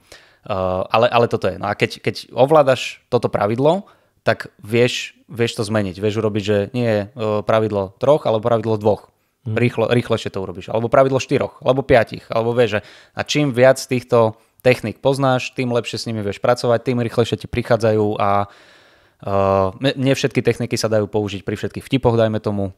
Takže je to také individuálne. Každý jeden ten bit, čo je v podstate, aby ste vedeli, tak to je súhrn vtipov, nazvime to, tak dajú sa pri ňom uplatniť iné pravidlá, iné veci ti tam napadnú. Veľakrát za mnou Martin prišiel, že Martin mi poradil krásny callback, kedy ja mám set o tom, že ja som strašne čistotný človek. Ja milujem upratovať, milujem domáce práce, ja som ten, čo doma hovorí, kurá, teraz som vysával, že toto som ja. A potom pokračujem a mám tam takú časť, kedy hovorím, že dcerka sa naučila chodiť a ja som bol pri tom, že som mal slzy som mal v očiach, keď začala chodiť. A idem ďalej, vieš. A Martin hovorí, že kurva, že začne tam že keď začala chodiť, tak povie, že do piče, teraz som mu vyval dlášku, vieš, že zmen to. A ja, že to sú, vieš, že veľakrát ten druhý komik tam vidí za teba tú techniku, ktorá sa dá použiť a to je super, že si takto akože vieme pomôcť a ten vtip funguje výborne. Takže takto to niekedy aj vzniká. Že niekedy ty máš ten materiál tak strašne blízko pred sebou, že sa nedokážeš ani že odosobniť, ale pozrieť sa na neho tak z diaľky a prídu ostatní chalani a povedia ti, že počuješ, ale prečo tu to nepovieš toto a toto a tu by som ešte pridal hento. Aha, OK, to mi nenapadlo. No. Pre mňa je strašne fascinujúce, že ľudia hovoria, že ich baví upratovanie. Fakt? Ako, neviem, ja... No počkaj, akože teraz to nemyslím tak, že mňa baví, že teším sa na sobotu, kedy budem vysávať, ale mám rád, keď je poupratované. A áno, ten proces je niekedy taký, že počúvaj, dopotím sa a ešte toto treba, ešte vysypať, kurva, jak sa mi nechce ísť von. Dobre, áno, je to akože otravné veľakrát, ale sú domáce práce, ktoré ma že mega bavia. A to mám presne, že vešanie prádla. Ja milujem vešanie prádla. Ja nechápem, že si niekto nechá zobrať robotu od imigrantov z Ázie v podobe sušičky a nechá si to urobiť za seba. Však to je výborná robota. Vieš, že ja si proste buď si pustím podcast alebo hudbu, alebo iba tak rozmýšľam, vešam si prádelko, voňajú mi pršteky potom, vieš, že super. Takže sú domáce práce, ktoré sú akože obľúbenejšie, menej obľúbené, ale konkrétne mám rád poriadok. Ja milujem poriadok. A ten neostane väčšine, takže musíš si upratať. Ako to mám rada ja, len mňa presne fascinuje to, že ľudia tvrdia, lebo to je ako povedať, ja mám rád stejky, tak rád vraždím kravy a režem ich na rovnaké kúsky. Ako proces a výsledok sú niečo iné. Nie, chápem, čo chceš povedať. Ja nemám rád stejky, ale tiež rád vraždím kravy, takže... Jasné, chápem. Takže tak, ale hej, rozumiem, no každý inak, vieš, a to je tiež pekné, keď hovorím tento set, tak úplne vidím presne na ľuďoch, že vôbec, že nie, ale nechajú si to potom vysvetliť a ono je v podstate, ty to rozprávaš za seba. Ja nikoho nenutím, aby teraz išiel domov si upratať a musí to mať rád, nie, ale je to taký akože osobná vec, no. A keď sme hovorili o tých vtipoch, ktoré sú také trošku na hrane, mňa fascinuje to, že ako si niekedy komici vlastne dohadzujú vtipy. Ja viem, že v Amerike sa to deje, respektíve ja poznám hlavne tú americkú a britskú scénu, ale fascinuje ma to, že napríklad Jimmy Carr má kopec storiek v tom, že niekto za ním prišiel a povedal, že vieš čo, ja som vymyslel vtip o tom, ako znásilňujú bábätko, ale ja ho nemôžem povedať, ale ty by si mohol. Hej. Si ty ten komik, za ktorým chodia ľudia, že počuj, ty by si to mohol povedať? Toto sa u nás nedeje. Viem, že ste sa s Martinom rozprávali o tom, že dve dospelé, jedno detské a ja som to použil na tom roaste na Simonu. To bol môj vtip, kedy som dal na Damiho. Nespojil som si to vôbec, že to je... Že to, ja som mal v hlave, že to napadlo mne, ale potom, jak si to spomenul, hovorím si, že áno, vlastne, hej, že niekto, že kolovala takáto historka, ale ja som na ňu už akože zabudol. Ono sa to nejako volá. Vždy zabudnem, ako sa to volá a že ty niekde niečo niekedy v minulosti započuješ, máš to v hlave, ale nevieš, že to máš v hlave a potom ti príde ten nápad ako keby tebe. Vieš, že tak toto je možno taká vec, že akože nápad, ale zase ono to není taký dokonalý vtip, že by som sa teraz píšil, že nie, to som ja vymyslel sám a nikto iný na planete to nevymyslel. Nie, proste Adam je temný čurák a vyzerá tak, že predáva rakvy a myslím si, že by ti ešte bol schopný proste predať dve dospelácké a jednu decku zadarmo k tomu máte. Vieš, že ono to není zase taký nejaký brutál silný vtip, čiže ale hej, toto... A hlavne je to dobrý deal, lebo akože tie rakvy plus, sú dosť jasné. Inak rakvy sú strašne drahé, kamo. To som si tiež hľadal na sety. No na čo dám mŕtvého človeka, ktorý to vôbec nepotrebuje, do 1500 eurovej rakvy? Toto je pre mňa nepochopiteľné. Ja keby môžem, ja ho spalím doma na sporáku. V rúre. OK, no ako môžeš vyskúšať na budúce. Hej, viem, že to nevyťahne toľko stupňov, koľko. Študoval som si to, neboj sa, 1800 až 1200 stupňov je kremácia, takže... Hej, my máme štatistiky na to, že koľko dreva je treba na to, aby si spálil ľudské telo minus hlava. Lebo také prípady už boli na Slovensku. Nepamätám si to číslo, ale dá sa dohľadať. Okay, takže, ale v Rúre neviem, či to už niekto skúšal. No. OK. Rozumiem. Toto je inak tiež paradoxne. Mal som set s krematóriom A to bol presne jeden z tých setov, ktorý ľudia proste nezobrali. Že mal som tam asi 4 vtipy, jeden bol taký, že dobrý, ale kým som sa ku nemu dostal, tak si hovorím, že viete čo, serem na to. Možno niekedy za pár rokov sa k tomu dostanem, ale nie. Toto je presne tá téma, ktorá hľadáš, neberú to. Dobre, ideme ďalej. Takže. Myslíš, že u nás ešte nefungujú takéto príliš temné témy? Lebo ja napríklad viem, že väčšina komikov hovorí, že ľudia až tak nemajú radi Adamiho, ale že komici ho majú strašne radi. A možno je to tým, že hovorí také trošku príliš temnejšie veci. A druhá vec je, že v tom zahraničí je to viacej rozšírené. Že tam sa ide stále do tvrdšieho stand-upu a neviem, že myslíš, že u nás to ešte až tak veľmi nie je rozšírené? Nepovedal by som. Je to proste... Pozri sa, vo svete ono to možno vyzerá, že sa ide stále do tvrdšieho, lenže na 3 tvrdých komikov je tam ďalších 20 clean komikov, dajme tomu, vieš, o ktorých my nevieme, alebo ja neviem, lebo to nevyhľadávam. Ja mám rád clean comedy, keď je proste vtipná, keď je obzorná. Teraz je jeden typek na Netflixe, on teraz strašne vyskočil, taký strašne mladý chalanisko, Ralph Barbousa sa volá. On má veľmi taký pomalý štýl takého rozprávania, jednoduchého, neviem čo. A on hovorí historky väčšinou zo svojho života, neviem čo. Je to mega vtipné, nemá tam jednu nadávku, nemá tam jeden tvrdý vtip, je to fakt, že super. A pozriem si ho, ale ja vyhľadávam Bill Burr, Louis C.K., tento Dave Chappelle a iní tvrdí komici, ktorí sú Tom Segura a tak ďalej. Takže keď sa ku mne dostane niekto takýto, a takýchto ako je ten Ralph, je možno oveľa viac ako tých, ktorí sú tvrdí, vieš, že tiež keď sa možno pozrieš na komika a niekedy vieš povedať, že dobre, toto je na silu tvrdé, že možno tiež netreba ísť na to, že tvrdé sa ľuďom páči, tak ja idem tvrdé veci, ale bude to neuveriteľné. Na Slovensku je to podľa mňa úplne rovnako, vieš, že máme komikov v silných rečiach, ktorí sú tvrdí, a tí priťahujú iných ľudí a potom máme komikov, ktorí sú slušnejší. Miško Satmári, docent, Tomáš Hudák nemá nejaké extrémne tvrdé, aj keď nadáva možno, ale nemá že kontroverzné a potraty, obťažovanie, pedofilia, neviem čo. To mám ja, to sú moje témy. Takže a ľudia ho milujú. Čo sa týka Mateja Adamiho, Matej má veľmi špecifický štýl, to je podľa mňa jedna vec. Plus je mega nesympatický kokot, takže nie. Je tam, sú ľudia, ktorí brutálne si idú Adamiho, však teraz mal tú správu o stave republiky a tam proste chodia jeho fanúšikovia a je to že vraj vynikajúce. Mne sa bohužiaľ nepodarilo ísť na vystúpenie, ale Adam je brutál kvalitný komik a na Matejovi sa mi strašne páči, že on neuhne z toho svojho štýlu. Toto je presne to, čo hľadaš v komikovi, že toto je môj štýl, keď sa vám to nepáči, tak choďte do riti, ja mám svoje obecenstvo a je mi to úplne jedno. Adami nechcem povedať, že trápi sa, to zase nie, ale boli vystúpenia, kedy tí ľudia, bol, že prvý komik, druhý komik, tretí komik, potom prišiel Adami a oni, že preboha živého, čo sa stalo, tak asi niečo na ňom je, čo je možno také až moc cynické, sarkastické, cynizmus, sarkazmus, ktorý z neho ide. Ale komik on je akože že výborný a čo si ja na ňom strašne vážim je, že on neuhne z toho svojho štýlu. On ani raz za tie roky, čo ja s ním vystupujem a poznám ho, nepovedal, že dobre, tak toto musím trošku zjemniť, aby sa mi aspoň trochu smiali. Nie, tak on to buď vyhodí, alebo to vylepší tú tému tak, že to proste funguje. Takže toto je tiež podľa mňa vizitka kvalitného komika, ktorý sa nesnaží zapáčiť davom, ale ide si ten svoj štýl, aj keď je to ťažšia cesta, ale je to dobrá cesta podľa mňa.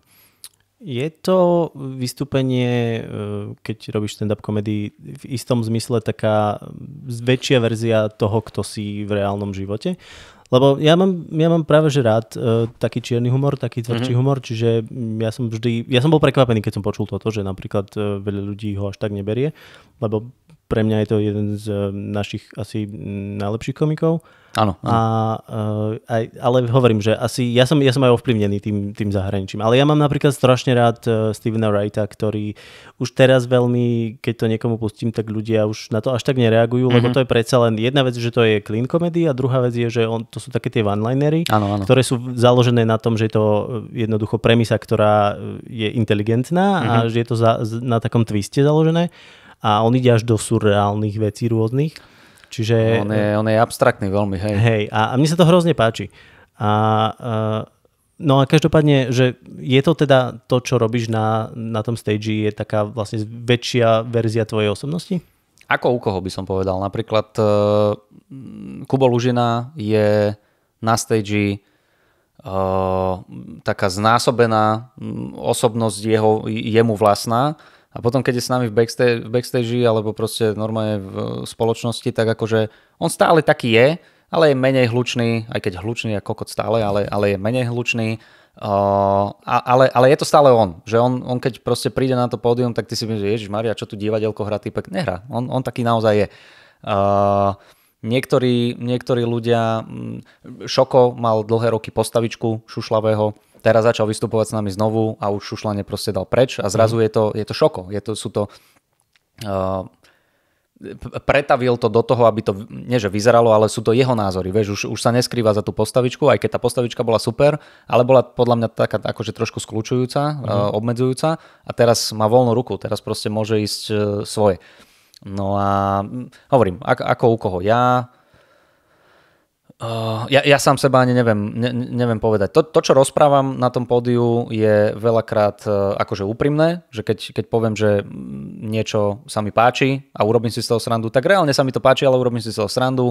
Keď poviem, že ma niekto nasral, tak ma asi reálne nasral, ale hej, musíš tam byť, musíš na tom pódiu trošku viac energie dať do toho, takže áno, ale nepovedal by som, že sú úplne všetci.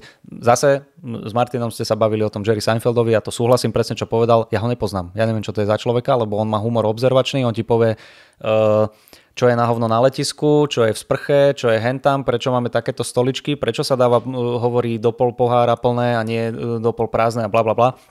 Rozoberá ti to, ale ja nepoznám jeho názory na politiku, ja nepoznám jeho názory na aký má vzťah s rodinou, s rodičmi, ja toto o ňom neviem. Takže pri ňom to napríklad neplatí. U našich komikov si myslím, že je každý taký akože autentická verzia samého seba. Ako to vyzerá, neviem teda, či si bol niekedy aj ty na tých workshopoch, ktoré spomínal Martin. Ako to tam prebieha? Vieš čo, na týchto konkrétnych workshopoch to prebieha tak, že neviem úplne tú organizačnú zložku, lebo to rieši Martin, ale v podstate ja som bol zavolaný ku nemu, že nech mu pomôžem s tým dať feedback. Tak tam prišlo asi 5 ľudí a tak ako ti Martin povedal, my v podstate sedíme, Martin povie na úvod zo pár slov, že teda nebojte sa, ego nechajte za dverami, to všetko, čo vám povieme, je v dobrom myslené, je to, aby ste sa zlepšili, blablabla, tieto úvodné veci a potom idú po jednom. Normálne akože zoberú mikrofón, majú ho zapnutý, buď najlepšie je, keď si to naučia, keď sa to naučia a povedia ti to, ako by to povedali na pódiu. A potom ide normálne spätná väzba a my si buď zapisujeme, alebo si to pamätáme a povieme im, dobre, počúvaj, prečo sa zaoberáš týmto, tuto by som dal ešte táto téma ma bavila na tejto stavaj, toto ma vôbec nezaujalo, lebo sa mi zdalo, že teba to nebaví až tak a je to iba filler nejaký alebo vata, tak to daj von.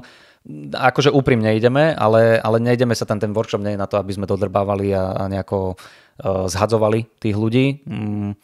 Ja si myslím, že ja to tak vnímam, že každý, kto chce vyskúšať ten stand-up, tak si zaslúži dostať ten feedback a dostať tú šancu, ktorú som aj ja dostal a ten ako keby to vzdelanie, nazvime to, že ti ľudia poradia, posunú ťa a tak ďalej, lebo to potom posúva celý ten žáner. Takže ja si myslím, že tie workshopy sú veľmi príjemné, není sme tam na seba nejaký akože arogantný ani nič, takže super, iba to posunie tých ľudí a nás to posúva tiež, lebo aj ten open micista, ktorý príde, tak veľakrát má nový originálny názor na niečo, čo ty si dovtedy vôbec ani nevedel predstaviť, alebo preto to ja hovorím, že som akože doživotný študent, lebo ešte aj ten úplný nováčik, ktorý to robí prvýkrát, mňa dokáže niečo naučiť a to je super v tomto, takže stále sa dokáže zdokonalovať, takže tak. A potom boli ešte workshopy, keď ja som začínal a tie boli v podstate na rovnakej báze, kedy ja som nebol ten, ktorý dával feedback, ale ktorý dostával feedback.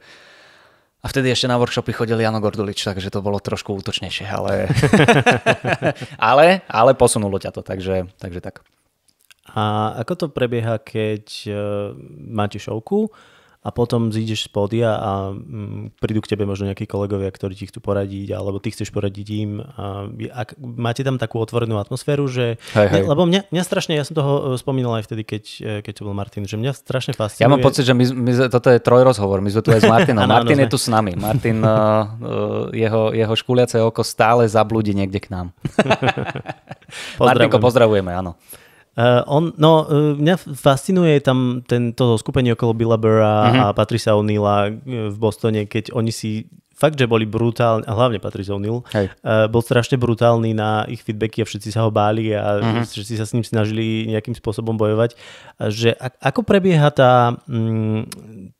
ako vyzerá tá atmosféra v backstage? Vieš, čo si pamätám z tých stretnutí s Billom Burrom a Patricom O'Neillom, musím povedať, že ja čo som počul o tom bostonskom, o tej komunite komikov, tak ty hovoríš o feedbackoch, ale z toho počúvania, čo ja mám naštudované o nich, tak to neboli feedbacky, to boli vyslovene, že odjeby a zdrbávanie a zhadzovanie sebavedome a neviem čo. Však to Bill Burr sám povedal, že on sa tam netešil chodiť, že on proste niekedy mal chuť zrušiť šovku, lebo vedel, že ten debil tam bude a zhodí mu to a že nedaj Bože si kúpil nejakú novú vec, nové oblečenie, okamžite si bol zdrbaný, takže toto je podľa mňa trošku iné, že oni sa týmto vycvičili, narastla im nejaká akože hrošia koža, že boli rezistentní voči nejakým odjebom a komentárom a tak ďalej, to im je jedno, plus vedeli rýchlo reagovať. To je niečo iné ako to, čo máme my. My napríklad akože, my sa dodrbávame, ale ono je to všetko také hravé. Není to vyslovene teraz, že dobre, tak tento sa vrátil a ideme mu akože naložiť, že aký má zlý materiál alebo niečo. Nie, u nás je to veľmi také akože podporné. Veľakrát zideme z pódia, iba pestička, super set, kamo, dobre si to dal, dobre, teraz si to fungovalo, si pridal novú vec, že? Dobre, super, vieš, že takto. A ja napríklad, jak sa hovorí, že nedávaj radu, pokiaľ... Presne takto sa to hovorí, hej? Nedávaj radu, pokiaľ si ju nevypýtaš. Niekto nevypýta? Proste, že ľudia by ti nemali radiť, pokiaľ ty za nimi neprídeš, že poraď mi. To je podľa mňa, aspoň v našom backstage, úplná chujovina. Ja som strašne rád, keď ja zídem z pódia, sadnem si a začnem si zapisovať niečo na telefóne a príde za mnou docent, že Kupko, počúval som ťa, mohol by som ti... Ježiš, áno, dávaj, ja chcem. Hoci čo mi povieš, tak áno. Čiže toto ja mám veľmi rád, že veľakrát aj ja sám to tiež robím, keď akože počujem niečo, mohol by som ti poradiť niečo? Jasné, dávaj, vieš, že ešte sa mi nestalo, že vieš, chodoriti, čo mi chceš rozprávať, to je dokonalé, vieš, že nie, ja som strašne vďačný za silné reči a za tú komunitu a kamarátov, ktorí som tam našiel, lebo to sú, každý jeden z nich je originálny, inšpiratívny, inteligentný človek a ja, FTVškár, sa medzi nimi strašne dobre cítim, lebo ja sa učím každý deň niečo nové. Inak toto som si všimol, že ty používaš tú FTVŠ áno, ako taký mechanizmus, akože taký self-deprecating. To je jediné, čo mám. No. Na self-deprecation, lebo všetko je úžasné? Nie. Ale je to také, že... No ja si to aj myslím, úprimne. A plus ľudia som zistil, že nie, že to majú radi, ale zasmejú sa na tom. Vieš, ono je dobre, keď si vieš urobiť srandu zo seba. To je tiež jedna z techník a aj pravidiel, že keď tí ľudia vidia, že ty si vieš zo seba urobiť srandu, tak automaticky sa im ľahšie smeje, keď si srandu robíš z niečoho alebo z niekoho konkrétne iného. Takže áno, no. Ako poukazujem na to často. Ty si ale študoval marketing. Je to niečo, čomu by si sa chcel, alebo čo využívaš počas tejto kariéry? Boha živého, nie. Čo si? Ja som, to sa ani nedá nazvať, že ja som vyštudoval marketing. Ja som dostal titul za to, že som pravidelne chodil na tie prednášky a napísal som diplomovú prácu. To bolo moje štúdium marketingu. Lebo a zase, tu sa ukáže, preto ja si robím toľko srandu, že som fotoveškár, lebo ja som išiel prvoplánovo na tú školu, lebo som vtedy miloval tanec, to bolo pre mňa primárne. Ja som nikdy nerozmýšľal nad budúcnosťou nejakým spôsobom, že čo budem robiť, jak budem robiť, kde budem, čo budem. Nie, ja som, že toto ma baví, toto chcem teraz robiť a chcem to robiť najlepšie, ako viem. Chvála Bohu, že sa mi akože prihodil tento stand-up, lebo to má aj nejakú akože budúcnosť.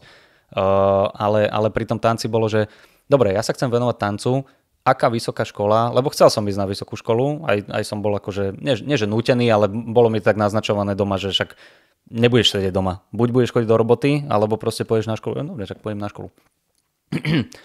A u mňa to bol normálny kalkul. Ktorá škola je najjednoduchšia a mne najviac blízka, aby som mohol čo najviac sa venovať tancu.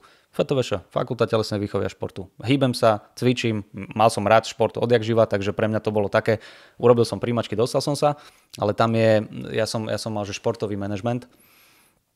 Neviem, prečo som inak išiel na ten športový manažment, lebo to nebol ani športový, ani manažment, tam bola, že polka veci na FTVŠke, polka na manažmente, nesúviselo to spolu nejako, jeden prienik tam nebol. Ty si mal proste predmety tam, skúšky tam, hotovo. Športový manažment, výborné. Jak právnická matematika, ty kokot, keby som chodil proste na právnicku a na matfiz, tak to som právnik, matematik. To som skoro ja som mal, a ty si mal čo? Strednú matfiz a vyštudovaný právnik. No dobre, ale je tam nejaký prienik? To nie. No, tak toto je moja... Nie, a obzvlášť, akože to sa vyložene bije, lebo právnik je, akože notoricky známe je, že právnici nevedia počítať, pretože keď sa ťa niekto spýta právnika, že koľko je 2+2, tak musíš povedať to, čo si myslí môj klient. Nice, to je dobré. To je dobrý vtip. OK, tak to je 5., ktorý som v živote vymyslel. Dobrý, pekné, dobre ideš, vidíš. Čiže takto, no a potom ten športový manažment nemal akreditáciu na magistra, že mohol som ísť buď do Brna, čo akože v žiadnom prípade, alebo som mohol pokračovať iba na FTVške, alebo iba na manažmente. Na FTVšku zase kalkul, na FTVšku som musel robiť, zase som musel urobiť nejaké testy a tak ďalej, aby som mohol ísť na to, nie doktoránske, na to magisterské. Na management som nemusel, tak som išiel na management. Vieš, že to nebolo, u mňa nebol žiadne také, že wow, marketing, zaujíma ma to, chcem to robiť. Nie, musím, povedzte mi, že či musím si sadnúť a napísať niečo, aby ste ma zobrali. Nie, nemusíš. Dobre, tak to chcem robiť potom. Takže v tomto je to také veľmi hlúpe a prvoplánové odo mňa, z čoho si aj často robím srandu. No a ten marketing, akože to bolo presne, ja som študoval na prelome toho, kedy začal prichádzať internet a sociálne siete a všetci tak akože nové štúdie začali byť o tom, ale my sme sa učili kámo starú manufaktúrnu výrobu a jak treba robiť billboardy a čo najviac láka na televíznych reklamách, čo je akože do života absolútne vôbec nič. Do toho marketingového sveta. Keby som sa tomu chcel venovať, tak podľa mňa akože vôbec. Takže tak. No dobre, ale bol si na open micu a vďaka tomu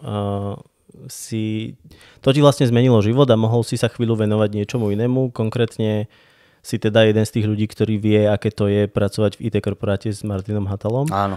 A to sa ti, prosím ťa, ako podarilo? Zase obyčajný kalkul. Ja som sa chcel odsťahovať od našich, lebo už som mal dosť vysoký vek na to, aby som akože býval s rodičmi.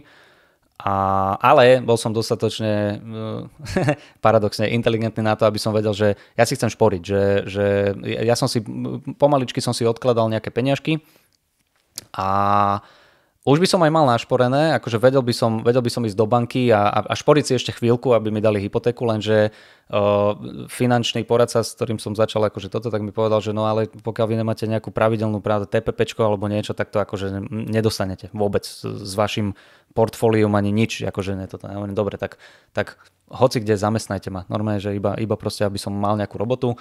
A rozprával som sa o tom, raz sme išli na nejaké výjazd s Martinom, hovorím, vieš čo, že ako sa máš, vieš čo, hľadám robotu teraz, lebo chcem si hypotéku brať, neviem čo, že u nás vo firme hľadáme, akože aké máš skúsenosti s týmto, ja hovorím, žiadne kámo, absolútne, ja ti viem kotulnúť loptu, povedať ti históriu marketingu a to je všetko, čo viem.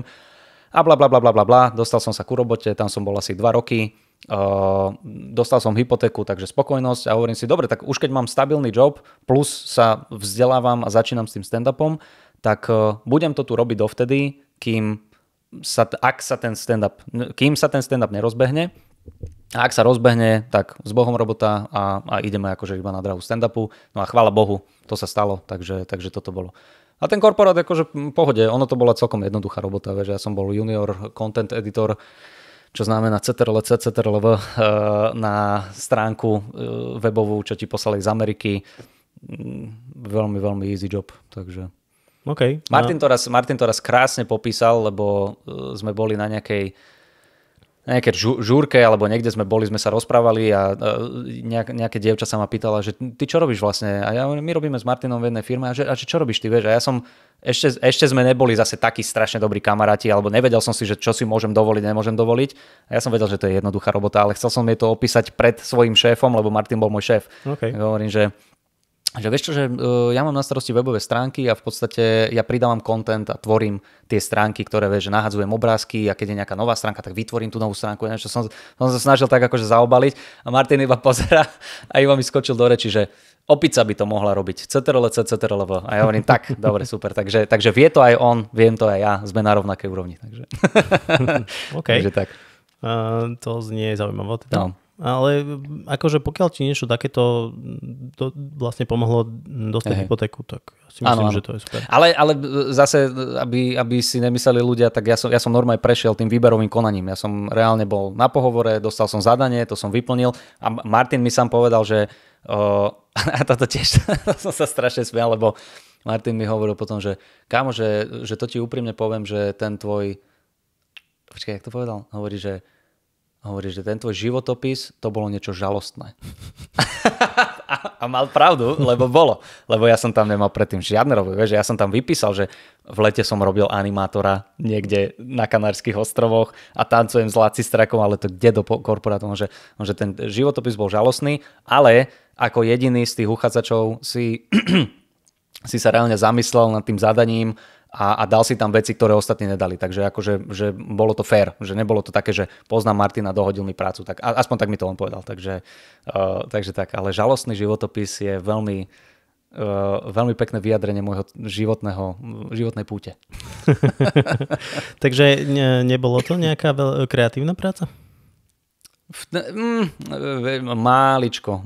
Niekedy si musel prísť niečím, že čo, ale ono to bolo väčšinou nie také kreatívne, že teraz vymyslíme nejaký text. Texty nám chodili, len ja som veľakrát musel vymyslieť a zamyslieť sa nad tým, ako to bude fungovať v rámci celej tej stránky. Akože málička kreatíva tam bola, ale teraz to nebolo nejaké zase, že poéziu by som ja tam vymýšľal a písal, alebo čo. Jasné.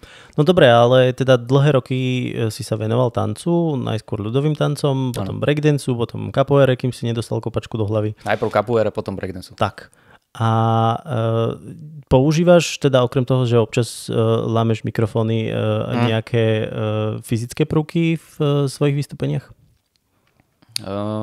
Vieš čo, sem tam, keď som chcel naznačiť nejaký, mal som vtip s Michaelom Jacksonom, tak som tam akože dal moonwalk napríklad. Raz, dvakrát sa stalo, že sa mi hodilo niečo tanečné, nejaký tanečný pohyb, ale to je vyslovene iba naznačenie niečoho. Tak to som akože použil, ale skôr využívam ten celkový ten stage presence je u mňa taký dynamický veľmi, že ja sa prechádzam, niekedy zastanem, potom urobím taký akože rýchlejší pohyb, niečo také dynamické a takto. Podľa mňa, keby som tam teraz začal krepčiť a ukazovať, že čo všetko viem a čo som sa naučil a čo som vedel, tak by to bolo také, že čo sa predvádza, debilko. Takže nie, ale ten tanec... Keď viem, tak ho použijem, tak by som to povedal. Aký je rozdiel v tom, keď sa pripravuješ na grilovačku, na debilné vtipy a na 20 000 mil pod humorom? To je dobrá otázka. To som ešte nedostal takúto otázku. Vieš čo? Asi iba v tom formáte, na ktorý sa pripravujem. Ono všetko, ja osobne musím mať kľud, ticho, a žiadne, najlepšia vec, ktorú som objavil na iPhone je, že nerušiť režim, kedy ti nechodia správy, jediné čo akože ti vie sa dovolať človek, ešte aj to si vieš tuším zablokovať.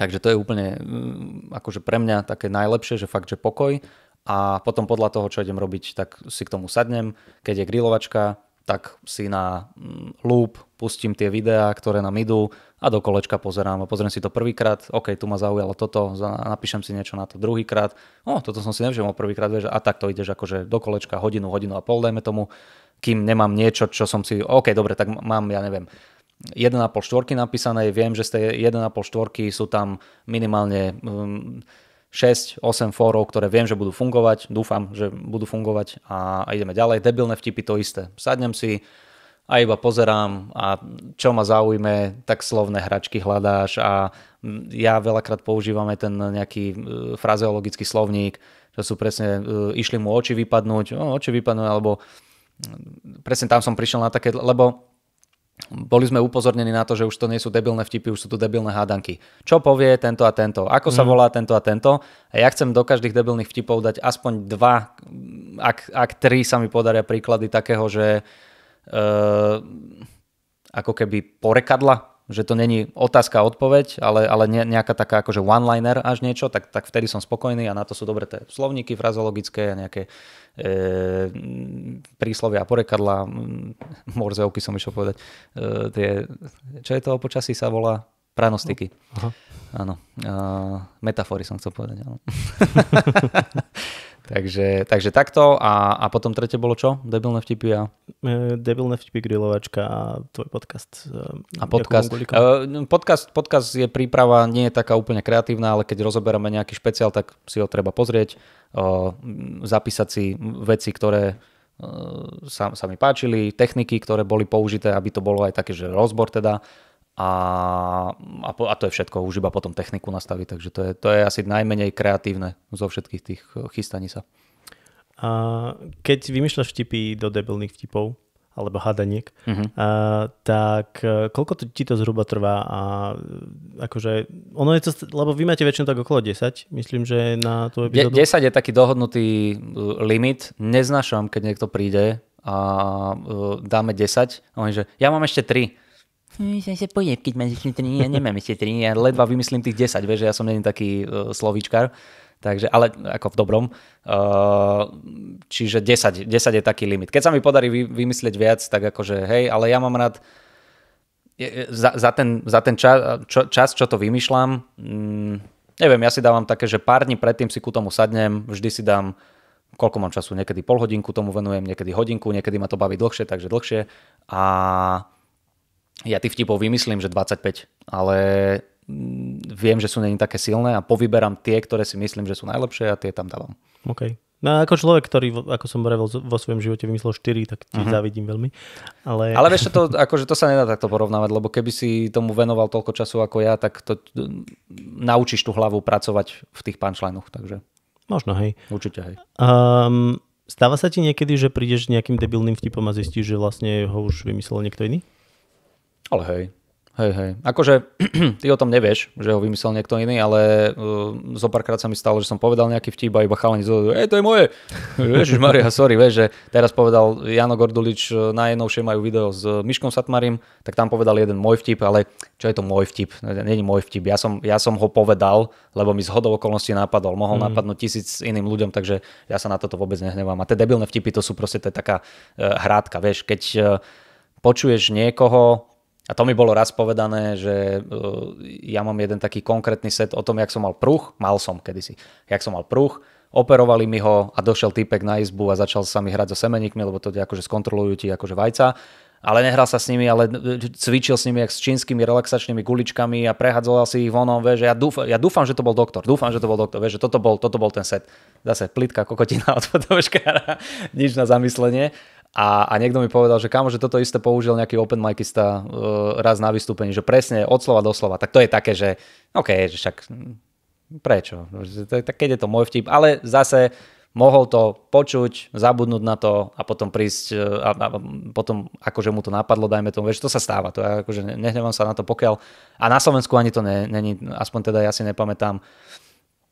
Boli nejaké také akože šarvatky kedysi, že nejaká konkurenčná značka kradne sety, kradne vtipy, ale ja na tie konkurenčné vystúpenia nechodím, takže neviem o tom, že by sa to dialo. A u nás sa to nedeje. U nás keby párkrát sa stalo, že prišiel, dajme tomu Matej Makovický a povedal, že kámo, že ja mám veľmi podobný vtip s týmto a že to už som vymyslel, akože ja hovorím, OK, super, OK, prepač, jasné, prestanem to hovoriť, hotovo, vybavené. OK. Ono to je také celkom ošemetné, lebo však vlastne väčšinou tých vtipov sú založené na nejakých slovných hračkách a keď sa obzvlášť snažíte vymyslieť tie vtipy, že naozaj tomu venujete energiu, že teraz idem vymýšľať takýto druh vtipu, tak asi je zákonite musí napadnúť tomu istému človeku to isté. Jasné. Ale ako hovorím, pri tých debilných vtipoch tom je úplne jedno, keď niekto vymyslí rovnakú slovnú hračku ako ja alebo niekto iný. Debilné vtipy sú debilné vtipy, tam okrem toho YouTube to nejde nikam. My to nepoužívame len tak proste v stand-upoch alebo čo. Ak už je ale stand-up, ktorý sa, dajme tomu, veľmi podobá, alebo je nejaký, že máš veľmi dobrý vtip a niekto vymyslí veľmi, veľmi podobný a tým pádom tiež veľmi dobrý vtip, tak ono sa to môže trošku byť v tom, že nie, že teraz, že ty si mi ukradol vtip a nemôžeš to hovoriť, lebo ja, ale ono by mi to ani nevadilo v podstate. Len keď ideme na vystúpenia, nám sa menia tie poradia a komici a teraz idú dvaja tí istí s tým vtipom, no a kto ho povie? Ten, čo ide prvý, tak tento akože trošku vyfúkne z rúk tomu druhému, vieš, tak na tomto sa treba dohodnúť, ale to sa stáva kokos ani ne v percente prípadov a ak sa to stane, tak si to vieme veľmi rýchlo akože upozorniť na to a ideme ďalej, takže... Čiže pripravuješ si materiál aj podľa toho, že s kým vystupuješ a v akom poradí si? Toto zase nie. Toto nie. Ty máš materiál, ktorý chodíš pravidelne, alebo na ňom pracuješ, alebo najčastejšie je to tak, že keď ideme do nejakého mesta, tak vyberám materiál podľa toho, čo som tam už išiel alebo nešiel. Aby tí ľudia, keď prídu náhodou druhýkrát na teba alebo na nás, tak nepočuli dvakrát to isté v tom istom meste. Potom už je, chyba tých ľudí, keď prídeme do... Ježiš, kde sme to boli? Banská Bystrica a potom Kremnica sú tak blízko. Nejaké také blízke tieto, vieš, a oni povedali, boli sme minule v hentam a počuli ste rozprávali dvakrát to isté. Hovorím, áno, lebo to je iné mesto pre nás, vieš, že my nerátame s tým, že niekto príde pol hodinu, cestuje za nami. Ako, možno by sme na to mali myslieť, ale to Slovensko je tak strašne malé, že vieš, sú vystúpenia v Bratislave a dojde ti typek z Trenčína, lebo tam nebývajú vystúpenia. No tak teraz, keď prídem do Trenčína, tak nemám hovoriť to, čo som hovoril v Bratislave, toľko materiálu nemáme. Takže tak. No. Nerozmýšľam nad tým, že kto ide so mnou. Stalo sa ti niekedy, že si vymyslel nejaký vtip do debilných vtipov a povedal si, že OK, toto použijem aj v stand-upe? Zopár takých bolo, že OK, toto sa mi hodí v tejto téme, tak akože to sem fúknem, ale že by to bolo nejaké, že by som stával na tom, to nie. Ale to málo kedy, možno dvakrát sa mi to stalo, že som mal niečo konkrétne o ľuďoch bez domova. Som mal taký krátky set, ktorý tiež inak musím prepísať, lebo podľa mňa je to dobrá téma, len som to nevychytal ešte. Tak som to odložil na pár mesiacov. A mal som tému ľudia bez domova a mal som vtip debilný o ľuďoch bez domova, tak viem, že som to prepojil. A to je všetko. To akože není tam nejaký hlbší význam. Podľa čoho si vyberáš alebo vyberáte témy do 20 000 mil pod humorom? Podľa toho, na čom sa dohodneme, čo nás osloví a ono je to strašne uvoľnený a strašne iba taký love project náš, že my za to nemáme ani cent, v podstate ešte do toho investujeme peniaze, lebo všetky streamovacie, presne, všetky streamovacie služby sa rozhodli, že už sú platené. Takže do tohoto idú peňažky a je to strašne uvoľnené. Keď vyjde nový špeciál, tak poviem, alebo Kubo mi povie, kámo, videl som minule toho Trevora Noaha, nespravíme? Jasné, správne, ešte som to nevidel, pozriem si to, ja si rád pozriem ten stand-up, lebo aj sa niečo naučím, aj mám nový rozhľad, nový pohľad. Keď ideme na výjazd, tak poviem, počuť, nezoberieme mikrofón, neurobíme výjazdový? Jasné, urobíme, super. Minule sme išli, firemku sme mali spolu a ja hovorím, že kámo, nezoberiem, že ja zoberiem notebook, zoberiem mikrofón a že v aute to nahráme. No tak sme išli v aute a na diaľnici vzadu, vieš, ale rozprávali sme sa. Ja som držal mikrofón, Kubo šoferoval a keď rozprával, tak som mu ho dal kús tam, potom som ho zobral, vieš, že úplná pankačina. Teraz sme mali jeden diel, ktorý zase úplne spontánne nás napadol a ja mám strašne rád také netradičné veci, že už keď je dlho dokola to isté, tak aspoň trošku to okoreniť. Mávame 3-krát do roka tržnicu a teraz sme mali vianočnú tržnicu, tak ja hovorím, že kurník, že nenahráme tržnicový akože špeciál, že dajme, že nahrávame špeciál a chalani sa nám budú striedať, že ten, čo zíde z pódia, tak dojde za nami, nahrá niečo, ako ti to išlo, čo si rozprával, máš nejaké predsavzatia do budúceho roka, ideme ďalej, vystriedajú sa a to bola pankačina, ale vôbec neviem, ja sa priznám, že my vyhodíme ten podcast a ja už potom nesadujem, že aké to má čísla a koľko ľudí to počúva, toto ja vôbec neviem. Takže možno to ľudí rozčulovalo a nemalo to také čísla ako ostatné, ale mne to je jedno. Ja som sa bavil, mne sa to páčilo a tak. No super, tak ešte sa musíme dostať k jednej veľkej veci, čo sa týka tvojej stand-up kariéry a toho špeciál. Si jeden z... Nemusíme, ale keď sa chceš opýtať. Musíme. Si jeden z mála komikov na Slovensku, ktorý má svoj vlastný špeciál, volá sa Ruku na srdce. Predpokladám, že to vzniklo tak, že si mal dostatok materiálu na to, aby si povedal, že OK, teraz viem spraviť hodinu na stage. Prišli za tebou, že vieš nám dať špeciál, alebo to bol tvoj nápad a chcel si za niekým chodiť? Nie. Ono to bolo tak, že úplný začiatok bol, že počas korony ešte ja som robieval tú Farmu Extra, čo je vlastne internetový formát, kde sme roastovali diely Farmy. A ono ma to bavilo, ono to bolo až na to, že si musel pozrieť ten konkrétny diel, ktorý bol niekedy zábavnejší, niekedy nudnejší, tak si musel akože viac hrabať v tých situáciách. Tak to bolo v pohode, počas korony to bol jediný príjem, ktorý som mal, čo bolo super, takže ma to zachránilo. A tam už ten jeden produkčný ma oslovil s tým, že by chceli začať robiť také špeciály Netflixové, kvalitné, že či by som do toho išiel. A ja hovorím, vieš čo, že určite, ďakujem, veľmi si to vážim, ale nie teraz, počas tej korony, že to neprichádza do úvahy, lebo my nevystupujeme. Ja ak tam pôjdem, tak tam chcem mať nejaké nové veci, nie spred pol roka, čo som začal rozprávať, alebo spred roka, alebo toto. Ono nakoniec tam aj tak boli, ale ten princíp bol o tom, že teda nevystupujem, som hrdzavý, nedá sa to teraz, takže to nechajme, že dobre, ok, nechajme to tak. Medzi tým oslovili Simonku, ktorá mala svoj špeciál do naha, ten bol fantastický. A potom zase prišiel za mnou ten istý človek, on inak rieši všetky špeciály a hovorí, že už by si do toho išiel. A ja vravím, že dobre, že poďme do toho. A inak Simonka bola tá, ktorá ma tak akože nie že dotlačila, ale povzbudila a inšpirovala, lebo keď skončil ten jej špeciál, tak sme sa o tom rozprávali a pocity, dojmy a tak ďalej. A ona mi hovorila, že ak vás oslovia, určite do toho choďte, lebo inak sa nedokopete. Lebo ja by som to neurobil, takže OK, mám veci, s ktorými som spokojný, poďme robiť špeciál. Ja si myslím, že ešte som není na takej úrovni, ale keď už za tebou príde niekto iný, že počúvaj, ľúbi sa mi, čo robíš, chcel by si dať špeciál, mal by si na to dať špeciál, tak OK, tak asi tam niečo je, keď ťa oslovia. Z telky, hlavne takéto veľkej. No a potom som to začal skladať, bolo mi jasné, že to nebude Funglnová hodina, lebo to nefunguje tak, jak v Amerike, že teraz ja sa rozhodnem, že idem na turné po Slovensku, kurva, a idem si skladať svoju hodinu, to by trvalo extrémne dlho, takže automaticky som vedel, že dobre, mám set, ktorý som napísal pred 3 rokmi, ale viem ho použiť, lebo je nie tematický na politickú situáciu, ale je zo života, viem to zasadiť do tohoto, do tejto časti svojho života. Mám toto, čo som vymyslel rok dozadu, ale trošku keď to prehodím, prepíšem, tak to bude povedať a poskladal som veci a ja si aj myslím, že ten prvý špeciál nemôže byť musí byť poskladaný. Nie, nemusí, ale v mojom prípade musel byť poskladaný z vecí, čo som nazbieral za tých 7 rokov celého svojho pôsobenia. A tak to aj bolo. Je tam set o policajtoch, ktorý bol niekoľko rokov starý. Je tam set o dcérke, ktorý bol niekoľko mesačný iba.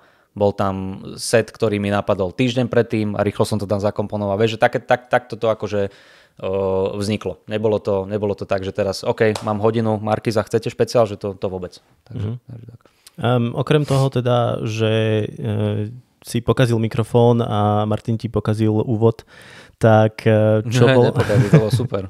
Tak čo bol taký najsilnejší moment, ktorý si odniesol z toho špeciálu? No v prvom rade, že tí ľudia prišli. To je pre mňa, ja si to strašne vážim. Ono je to pre niekoho možno maličkosť, ale není to maličkosť. Keď sa niečomu venuješ a tých ľudí to osloví a sú ochotní zaplatiť lístok, postaviť sa, oblieť sa do divadla a prísť na natáčanie, tak to je akože, ani nie, že na akékoľvek vystúpenie, tak to si strašne vážim. To bolo pre mňa také potom celkovo tá podpora aj od manželky, komikov, aj od tej telky bola pre mňa taká, že OK, tak asi to není úplne iba, že niečo tam je, že asi tam niečo je, keď to tých ľudí baví a chcú to. A potom taká tiež celkom silné bolo, ono je to hlavne taký veľmi pekný milník v tej kariére, že máš hodinový špeciál, máš zakonzervovanú nejakú peknú, akože pekné videjko, lebo to je videjko v podstate iba, na ktoré si o 10 rokov spomeniem, pustím si to, dogrcam sa a bude to pekné, taká nostalgia, vieš, že lebo však človek rastie a keď si o pár rokov pozriem nejaké staré veci, tak akože budem sa chytať za hlavu, to je normálne. A hlavne, že nechcem, aby to vyznelo nejako, ale že som to zvládol. Že dovtedy my vystupujeme proste, že máš 3 minúty, začínaš, že 3 minúty na open micu. Kurva, kde ja zoberiem 3 minúty pre Boha? Však to je neuveriteľne veľa času, keď sa nad tým zamyslíš. Stať pred ľuďmi, skús stať pred ľuďmi 3 minúty, rozprávať im niečo vtipné. To je neuveriteľné. Dobre, 10 minút. OK, dobre, tak zvládnem 10 minút. 2x10 minút, lebo na výjazdoch máme 2x10 minút. OK, dobre. Zavolajú ťa na šovku, my by sme chceli 30 minút. Ty kokos, dobre, tak 30 minút. A to sú také pomalé časti a tento špeciál bol, že hodina. Ja som nikdy predtým nedával hodinu. Nikdy. Dohodol som si prezieravo 2 alebo 3 šovky, kde som vedel, že pôjdem 2x30 minút, ale aj tam bola pauza. Takže ja som v podstate do toho natáčania vôbec nevedel, že či tá celá hodina bude fungovať. A mal som oskúšané, že pol hodinu ma ľudia počúvajú, lenže potom idú na 15-20 minút sa vyšťať, zafajčiť si a potom sa vrátia a potom ma zase pol hodinu počúvajú a tie 2 pol hodiny fungujú, lenže ako to bude v celku? Tam nikdy nemáš proste také, že jasné, bude to fungovať, nevieš, či to bude fungovať. Možno ti to v 45 minútach padne a tí ľudia sú, že bože môj, že už prosím skončíme. A toto bolo také, že dobre, nenudilo ich to. Bolo toto som sa akože veľmi tešil. No. Takže tak. Okrem toho, že robíš stand-up, tak si teda aj moderátor. O tom sme to tak naznačili na začiatku. Moderoval si 2-krát Kryštáľové krídlo, čo je celkom veľká vec. Ježišmaria, no to neviem, prečo sa RTVSka rozhodla ísť takouto cestou, ale okej. Áno. A taktiež mne sa strašne páčila historka o tom, ako si oceňoval kanoistov. A o tom, ako si... kokos, to bola katastrofa. To bolo... Počkaj, kanoistov som neoceňoval, tam som mal firemku. Firemku, a to bol stand-up, ale to bolo príšerné. Tam som došiel... No prepáč, dopýtaj sa a ja ti potom poviem. Chcel by si radšej prejsť týmto znova, alebo použiť toaletu pred inými ľuďmi? Čo si, to radšej budem 10 sekúnd bez šťania stať pri pisoári, ako 15 minút do ticha rozprávať overené veci. Čo si? Vyseriem sa pred ľuďmi, to mi je jedno. To bolo veľmi nepríjemné. No. Ale tam som nevychytal ja celú tú akciu, lebo chyba bola na obidvoch stranách. Akože, keď sa povie firemka, tak ty by si mal byť pripravený na to, že OK, tak ideš akože možno trošku slušnejšie oblečený, neprídeš tam na vandráka úplne. Ale to som ani neprišiel. Ja som bol akože ja nosím tenisky, ja nosím vánsky non-stop a vždy pred vystúpením ja si ich umiem poctivo, nech sú není začmudené, zadrbané. A ja som že čierno oblečený, môj šatník je celý čierny. To znamená, že ja na firemku, keď idem, čierne slušné nohavice, čierne tričko a nejaká taká košielka prehodená, niekedy s krátkym, niekedy s dlhým rukavom. Toto je môj outfit.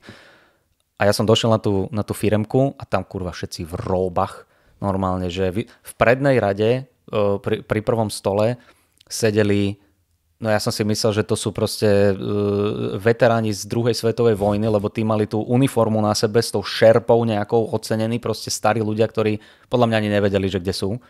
A teraz týmto rozprávaj. A ja ešte tam je veľká nevýhoda, že keby na túto akciu prišiel Miško Satmári, ktorý je človek v rokoch a vyzretý a rozpráva tým svojím akože charizmatickým štýlom, to by dopadlo výborne. Lenže tam sa postavil potetovaný mladý debil, ktorý začal rozprávať niečo akože... Mal som tam slušné veci o športovcoch, o športe som sa to snažil tak akože nastaviť. 0 bodov. Nič. Normálne, že nič. Takže toto je veľmi nepríjemné. Na druhú stranu, každá takáto skúsenosť je úplne super, lebo lebo ťa to potom až tak nerozhodí. Prvé razy si taký, že Ježiši Mária, však ja som úplný chudák.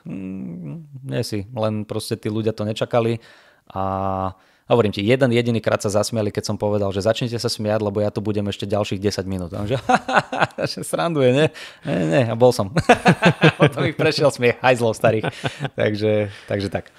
Ale tak bol to minimálne zaujímavý zážitok. My už budeme pomaly končiť. Áno, ja sa veľmi ospravedlňujem. Ja musím utekať za cerkou, lebo manželka si vymyslela nejaký program pre Boha živého. Mám materskú dovolenku a aj tak si tam dá Ježiš Mária. Takže hej. Keď si ju spomenul, ešte ti dám poslednú otázku a potom môžeme ísť na to. Ty si požiadal svoju manželku o ruku tak, že si dal prsteň na nos vášmu psovi. Áno. A potom, alebo predtým, ako začal vydávať v noci tie divné zvuky? No nevydávať v noci divné zvuky. To bola iba taká tá predspánkové delirium, kedy mi napadlo, že ty kokos, nebolo by super, keby psovi začne drbať z nejakého dôvodu. Ale to je ty narážaš na ten nápad, na tú poviedku. Áno, chápem, ale ľudia nechápu. Tak som to musel zasadiť do kontextu. Nie, no to bolo, ale tam nebolo to, že ja som mu to položil na prst, ja som ho to naučil držať na tom prste. To bol ten fór, kedy mne ona vykričala, musím prifarbiť to trošku, vieš, aby ja som bol hrdina v tomto príbehu. Vykričala mi, normálne mi povedala, nadávala mi do chudákov, moja Saška, že som nášho psa nenaučil žiadny povel a iba ona ho všetko učí a ja iba kopírujem jej tieto, ona ho všetko naučí a ja som potom frajer, keď s ním chodím po ulici. Tak ja hovorím, dobre, tak naučím ho toto a plus dostala teda ten prstenok a doteraz to vie ten pes, normálne, že podrží. Keď mu povieš freeze, tak drží na nose veci. No paráda. Hej. A keď sa budeme rozvádzať, tak tam dám rozvodové papiere. To už nebude. Tak super, ja ti ďakujem veľmi pekne za to, že si prišiel do Pitevne, bol to veľmi milý a príjemný zážitok a povedz ešte ľuďom, že kde ťa môžu stretnúť v budúcnosti, tento podcast vyjde niekedy na konci februára, takže kde ťa môžu potom zastihnúť, prípadne kde si môžu pozrieť Roasted alebo vidieť tvoje sociálne siete. No v prvom rade ďakujem veľmi pekne za pozvanie, bol to veľmi, veľmi príjemný a originálny rozhovor, to ťa musím pochváliť, lebo ty si tiež hovoril, že ty si není moderátor a tak, vedol si to veľmi pekne, to akože chválim ťa. Dostával som otázky, ktoré som ešte nedostával. Super to bolo. A ľudia nás môžu vidieť, keď si pozriete stránku listky.silnereči.sk, tam máme všetky vystúpenia, je tam fantastický filter, to znamená, že keď si zadáte konkrétneho komika, tak vám to vyhodí všetky vystúpenia, ktoré máme cez silné reči. A potom také samostatné šovky, ja sa snažím hádzať na Instagram, takže keď ten Instagram chcete sledovať, alebo na Facebooku nie som, to je katastrofa Facebook. Takže asi ten Instagram, no.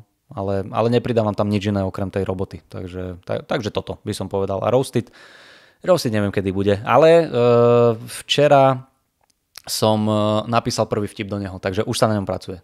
A veľmi sa na ňo teším. A bude to Megan. Paráda. To sa teším. Čo si inak myslíš o tom filme? Lebo ja som si to pozrel, skoro som sa dogrcal a potom som začal pozerať recenzie, lebo ja si vždy akože naštudujem o tom filme všetko, čo môžem a tí ľudia to vychvaľujú a ja hovorím, že kurva, my sme videli to isté, lebo to je neuveriteľné. Ja sa cítim úplne rovnako. Ty kokos, chvála Bohu, to bola katastrofa. Dobre, super, tak ďakujem veľmi pekne, ďakujem, počúvajte nás a majte sa pekne. Čau. Čaute kamaráti, ahojte.